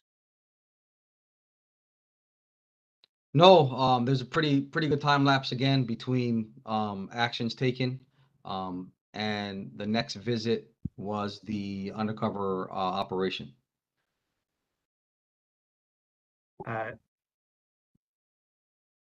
So was an undercover operation actually conducted at this establishment? It was.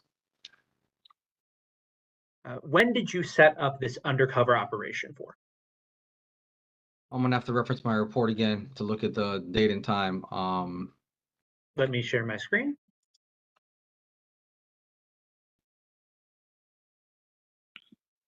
Investigator, I will direct you to the fourth paragraph from the bottom of page 2. Please read it silently. Let me know when your recollection is refreshed. Yep, it was on Tuesday, September 10th, 2024. All right, so I'll stop sharing my screen. So, investigator, did you go to the establishment on September 10th, 2024? I did not go to the establishment itself, myself. I instructed another investigator to conduct an undercover control buy. Let me ask the question in a better way. Did you arrive at or around the establishment on September 10th, 2024? Correct, I did. All right, I promised we'd get back to it. Did you see any signage outside of the establishment during this controlled buy? Yes, that banner that you showed earlier, part of my evidence, was outside. All right, let the record reflect. I'm going to share my screen with what's in the report as Exhibit 8. Investigator, is this the sign that you saw outside of the establishment on the day of the controlled buy? It is. Now, looking behind the banner, is that the front door to this establishment, All American Papers? That is, and you can see the address listed 504.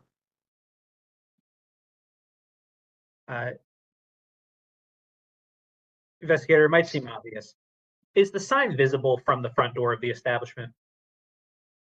From the front door, yes, it is. About how far away from the front door of the establishment is that sign? Maybe 7 to 10 feet. What about this sign indicated to you that it was advertising cannabis products for sale? Well, the top of the sign is kind of folded up, but it says I-71, which is stating, making claims that it's I-71 compliant. They changed the name. It says American Buds Company on there now with the same cannabis logos, and then it says that they're AAA plus tested products. And then the strain education. Cannabis refers to different strains, so strain education would be telling me that you're educating me on different strains of cannabis. Was it your understanding that this sign was advertising cannabis products for sale? Correct, for All American Papers, yes. Right. Let's stop sharing my screen. So, investigator, once you arrived at the establishment, how did the undercover operation begin?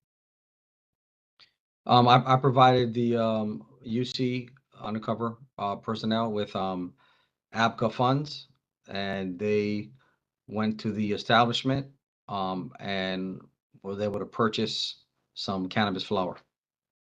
I'll use that terminology also, UC.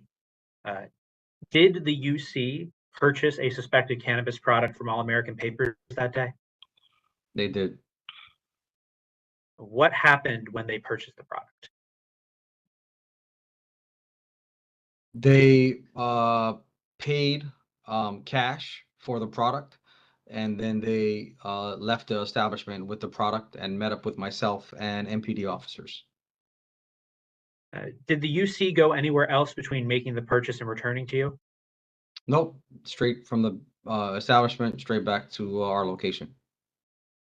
What did the UC do with that product that they purchased inside of the establishment? It was then handed over to MPD officers for evidence collection and for testing. All right. Would you recognize a photograph of the product that was purchased in the establishment that day? I would. Record reflect, I'm sharing my screen. What is marked in the report as Exhibit 9? Zoom out a little bit more. All right. Directing your attention to Exhibit 9, investigator. What does this photograph show? This is the picture of the bag that the product was put into. You can see the product deep in the bag. I believe you have another photo that would better reflect the actual item purchased as an exhibit. Before we go to it, who took this photograph? Myself. When did you take this photograph? That is the UC holding the product before passing it off to MPD. I'm going to direct your attention now to Exhibit 10 in the case report. What does this photograph show? The UC holding the product that was purchased and the packaging of the product.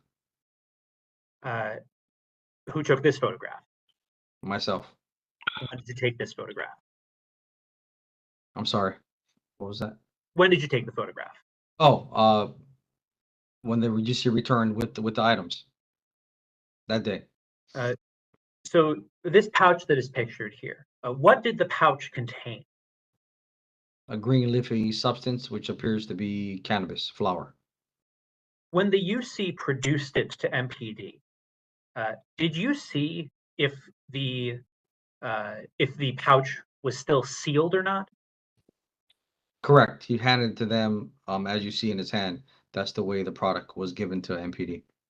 So was it still sealed when the UC produced it? Correct. It was. Were the contents of this pouch that was purchased in the establishment field tested? They were. Did you see the field test conducted? We did conduct a test right then and there when the UC returned. What were the results of that field test? The THC test was very clear. It resulted in a purple color, which is the result of that the item contains THC. The amphetamine test kit was not responsive. Therefore, they retested the products back at the station. Do you know what the results of that second test were? Correct. The police report stated that the test was positive for amphetamines as well. Are amphetamines a Schedule I controlled substance in the District of Columbia? Amphetamines are listed on the DA scheduling as a Schedule II. Are there certain types of amphetamines that are listed as Schedule Is? I'm not exactly certain. I don't want to speak out of place. But this particular, I don't have the lab results back from that particular test of this flower and what amphetamine that it actually did contain. That's all right. Based on this controlled by and your understanding of ABCA's procedures, was the establishment subject to a summary closure, as you had indicated earlier? Correct, they were. I'm going to stop sharing my screen. So, investigator, was a summary closure initiated against this establishment? Yes, a case report was drafted and a summary closure was issued. As you discussed earlier, part of that procedure is changing the establishment's locks. Did you do that? We did. When did that happen?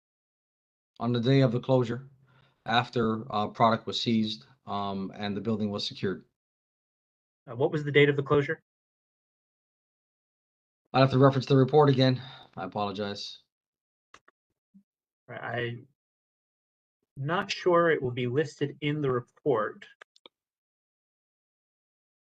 You're right. It would be listed in the closure notice, most likely, of the day the closure notice was issued or drafted. Let me stop you there, investigator. I would like the board to take administrative notice that the closure notice was submitted and issued to the establishment on September 13th, 2024. The board takes notice of its own records. All right. So, investigator, you said it was the same day. So were the establishment's locks changed on September 13th, 2024? I don't believe September 13th was the day of the actual closure. I have to that date. I want to make sure we're actually reflecting in the record the date that the closure actually occurred.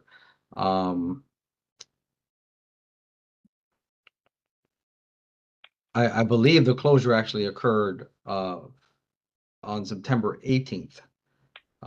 Looking at my closure notice that I posted, that's where I'm getting that information from. Okay.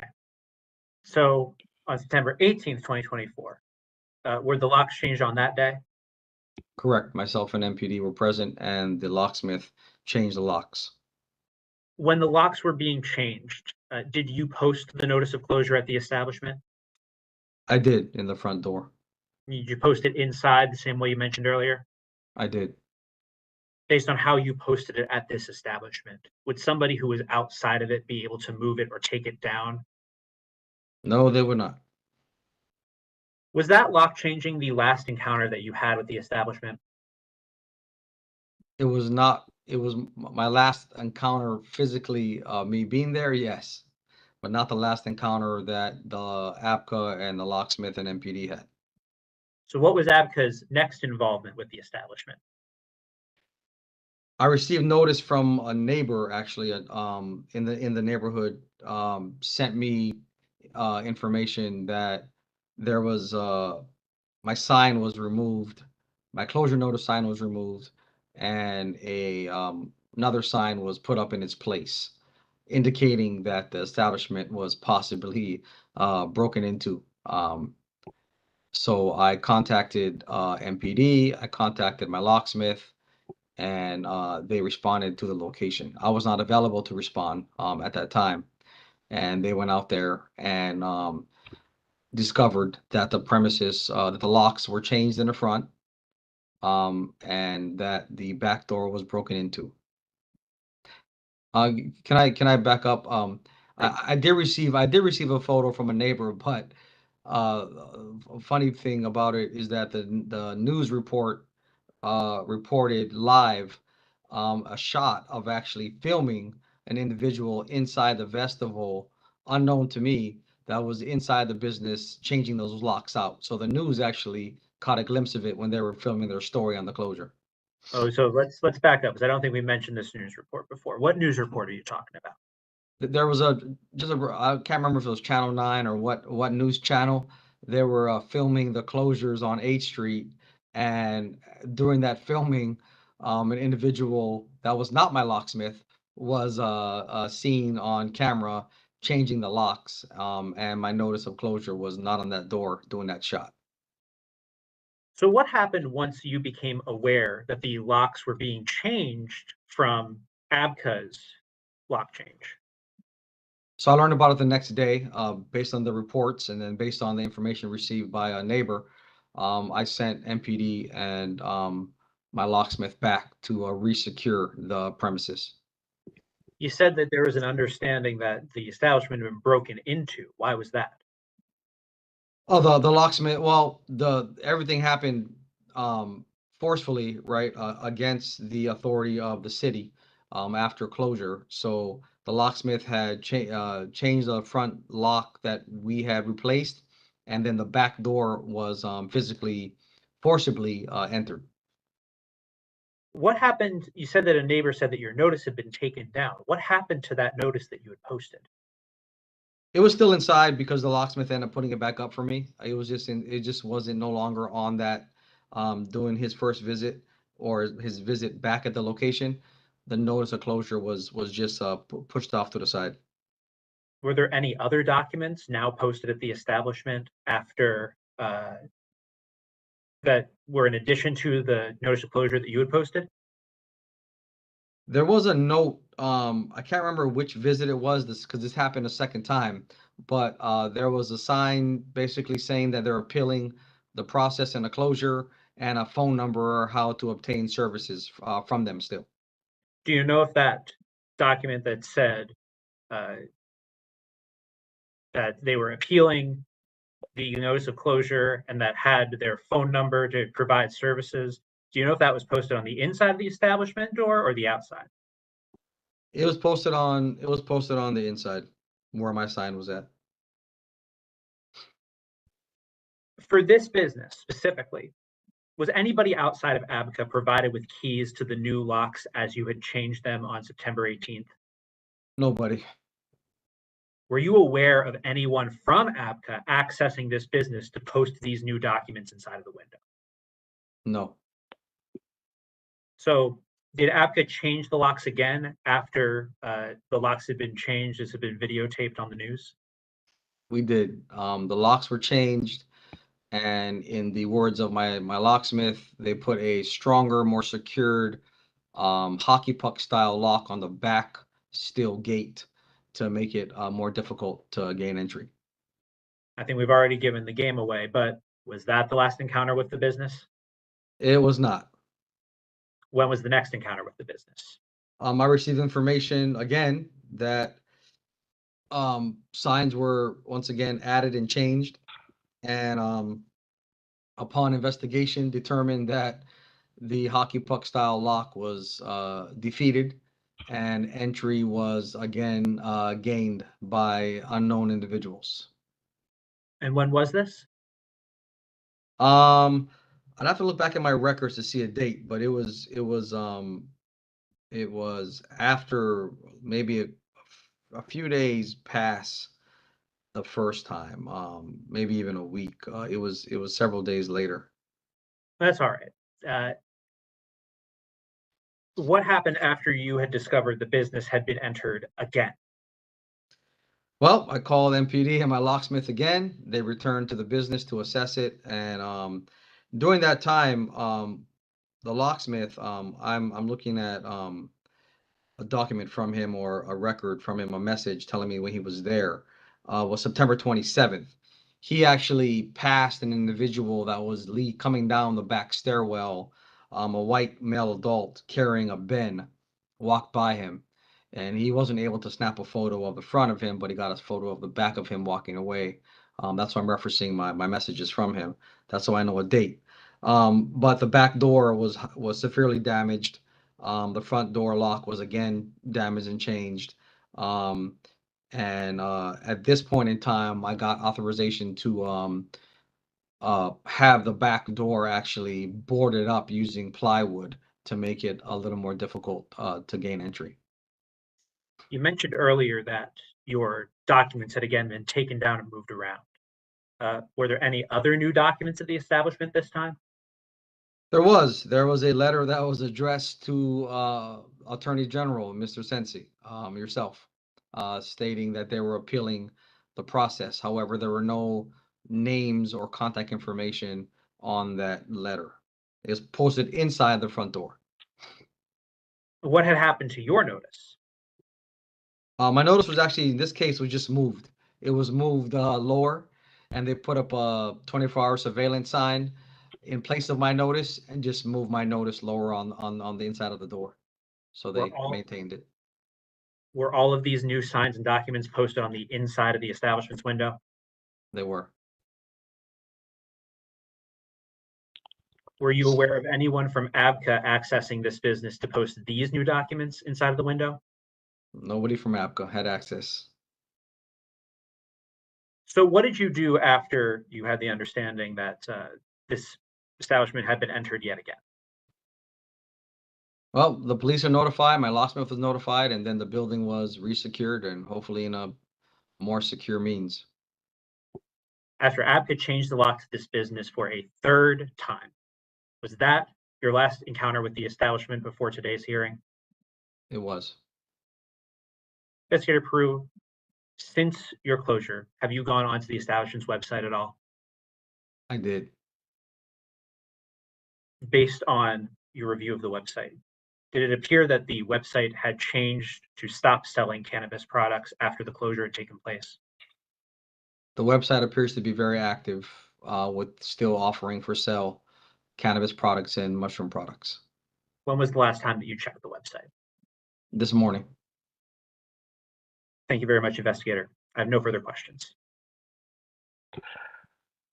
Thank you. Any questions by any board members? Go ahead, Mr. Short. Thank you, Mr. Chairman. Investigator or Supervisor Investigator Peru, let me commend you on the work you've done on this case and the many cases that you're working. This hearing has public hearing for all who are watching just simply describes the hard work that you and your crew and this agency are doing to make sure that the legal market of medical cannabis can continue without being disrupted by illegal businesses. With that said, your testimony also says you have MPD and other DC government agencies with you, correct? Yes, sir. Would it help, aid, or assist you as the supervisory investigator and all those who work with you if you could have or be armed? I say that because when I worked for the DC Fire Department, our fire investigators for a long time did not have any way of checking crime scenes where there were arsons and people were killed unless we had MPD to go with us, and sometimes we could not wait. Very dangerous situations. And as a result of that, we were able to get our investigators in the DC Fire Department, fire arson investigators, armed.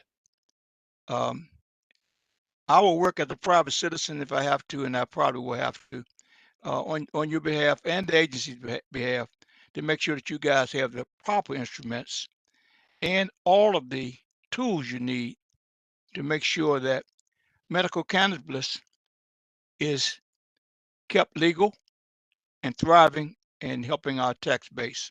Again, what a testimony you've given today, and thank you for the time you've given, and thank you, Mr. Sensi,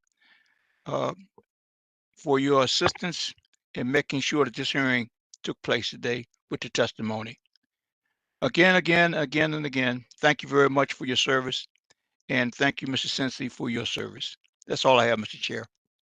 Thank you, Mr. Short. Any other questions by any of the board members? Thank you, Mr. Short.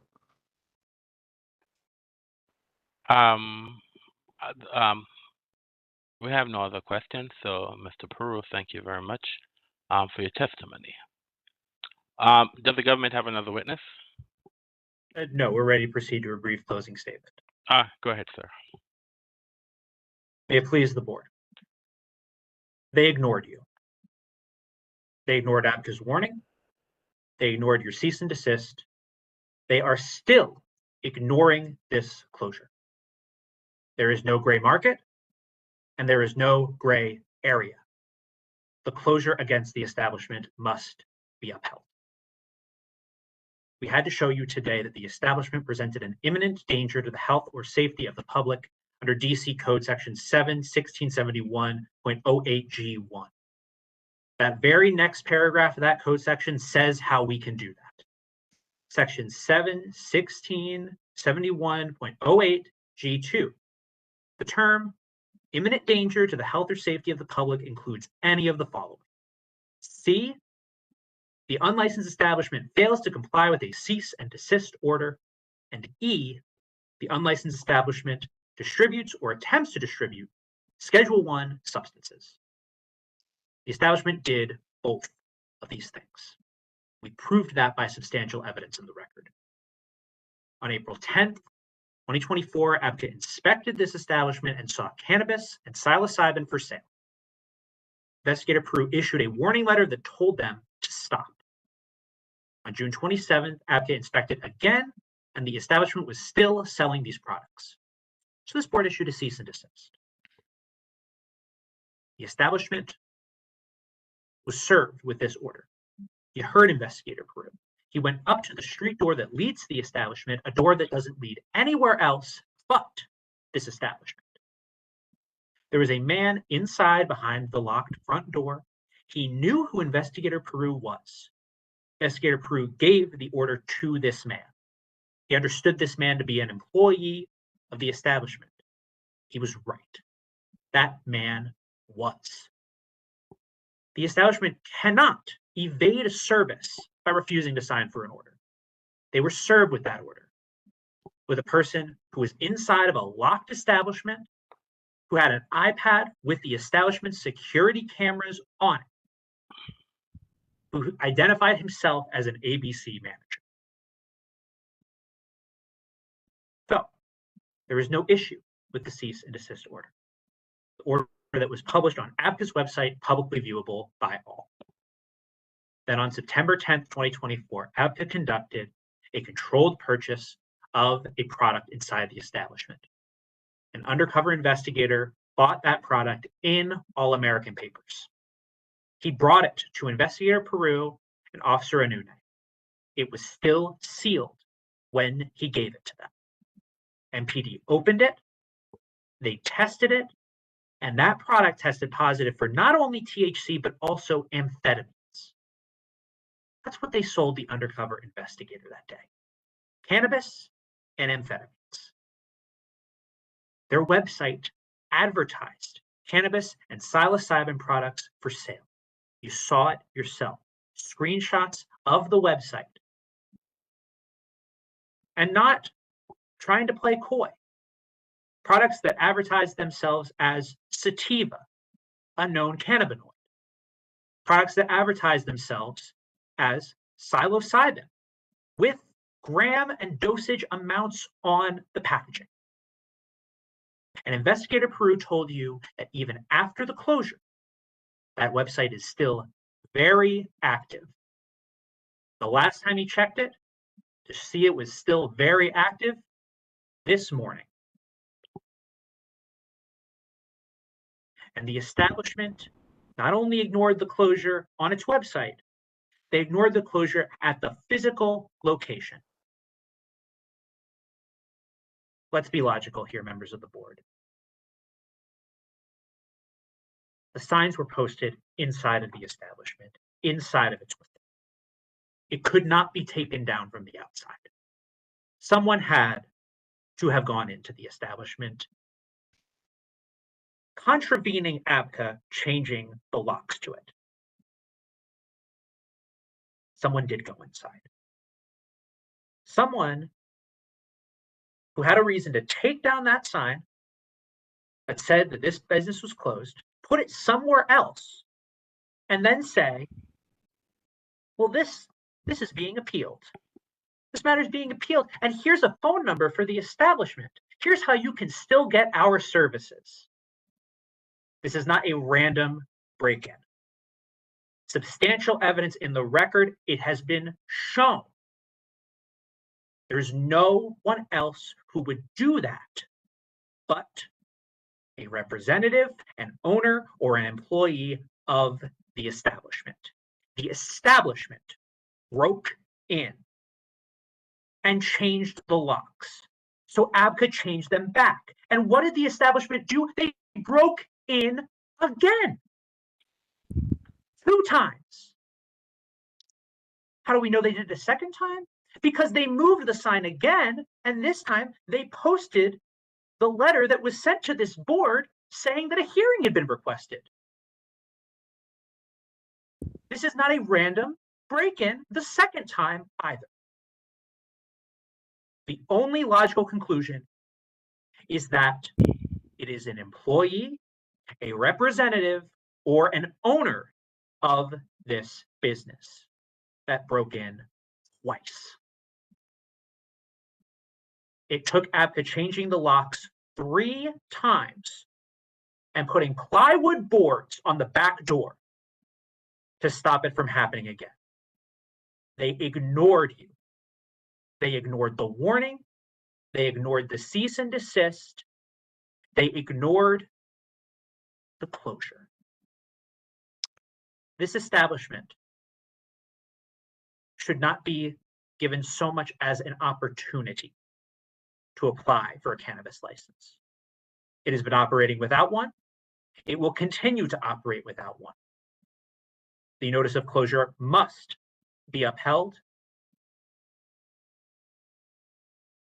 The establishment must remain closed.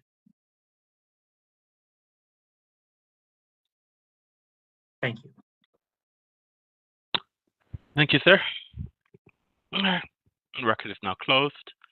And so let me bring closure then to this case. As chairperson of the Alcoholic Beverage and Cannabis Board for the District of Columbia, in accordance with DC Official Code Section 2575 of the Open Meetings Act, I move that ABC Board hold a closed meeting for the purpose of seeking legal advice from our counsel on case number 24 ULC 00027, All American Papers, All American Cookies / American Buds, BUDZ, pursuant to DC Official Code Section 2575B4A of the Open Meetings Act, and deliberating upon case number 24 ULC 00027, All American Papers, All American Cookies / American Buds, for the reasons cited in DC Official Code Section 2575B13 of the Open Meetings Act. Is there a second? Mr. Short, I second. Mr. Short, I second the motion. We'll have a roll call vote. Mr. Short. Mr. Short, I agree. Mr. Grant. Mr. Grant, I agree. Mr. Anderson, I agree. The matter passed 3-0. Thank you very much, Mr. Asenti, for your presentation today, and the board will issue its decision accordingly. Thank you. Have a great day. Mr. Peru.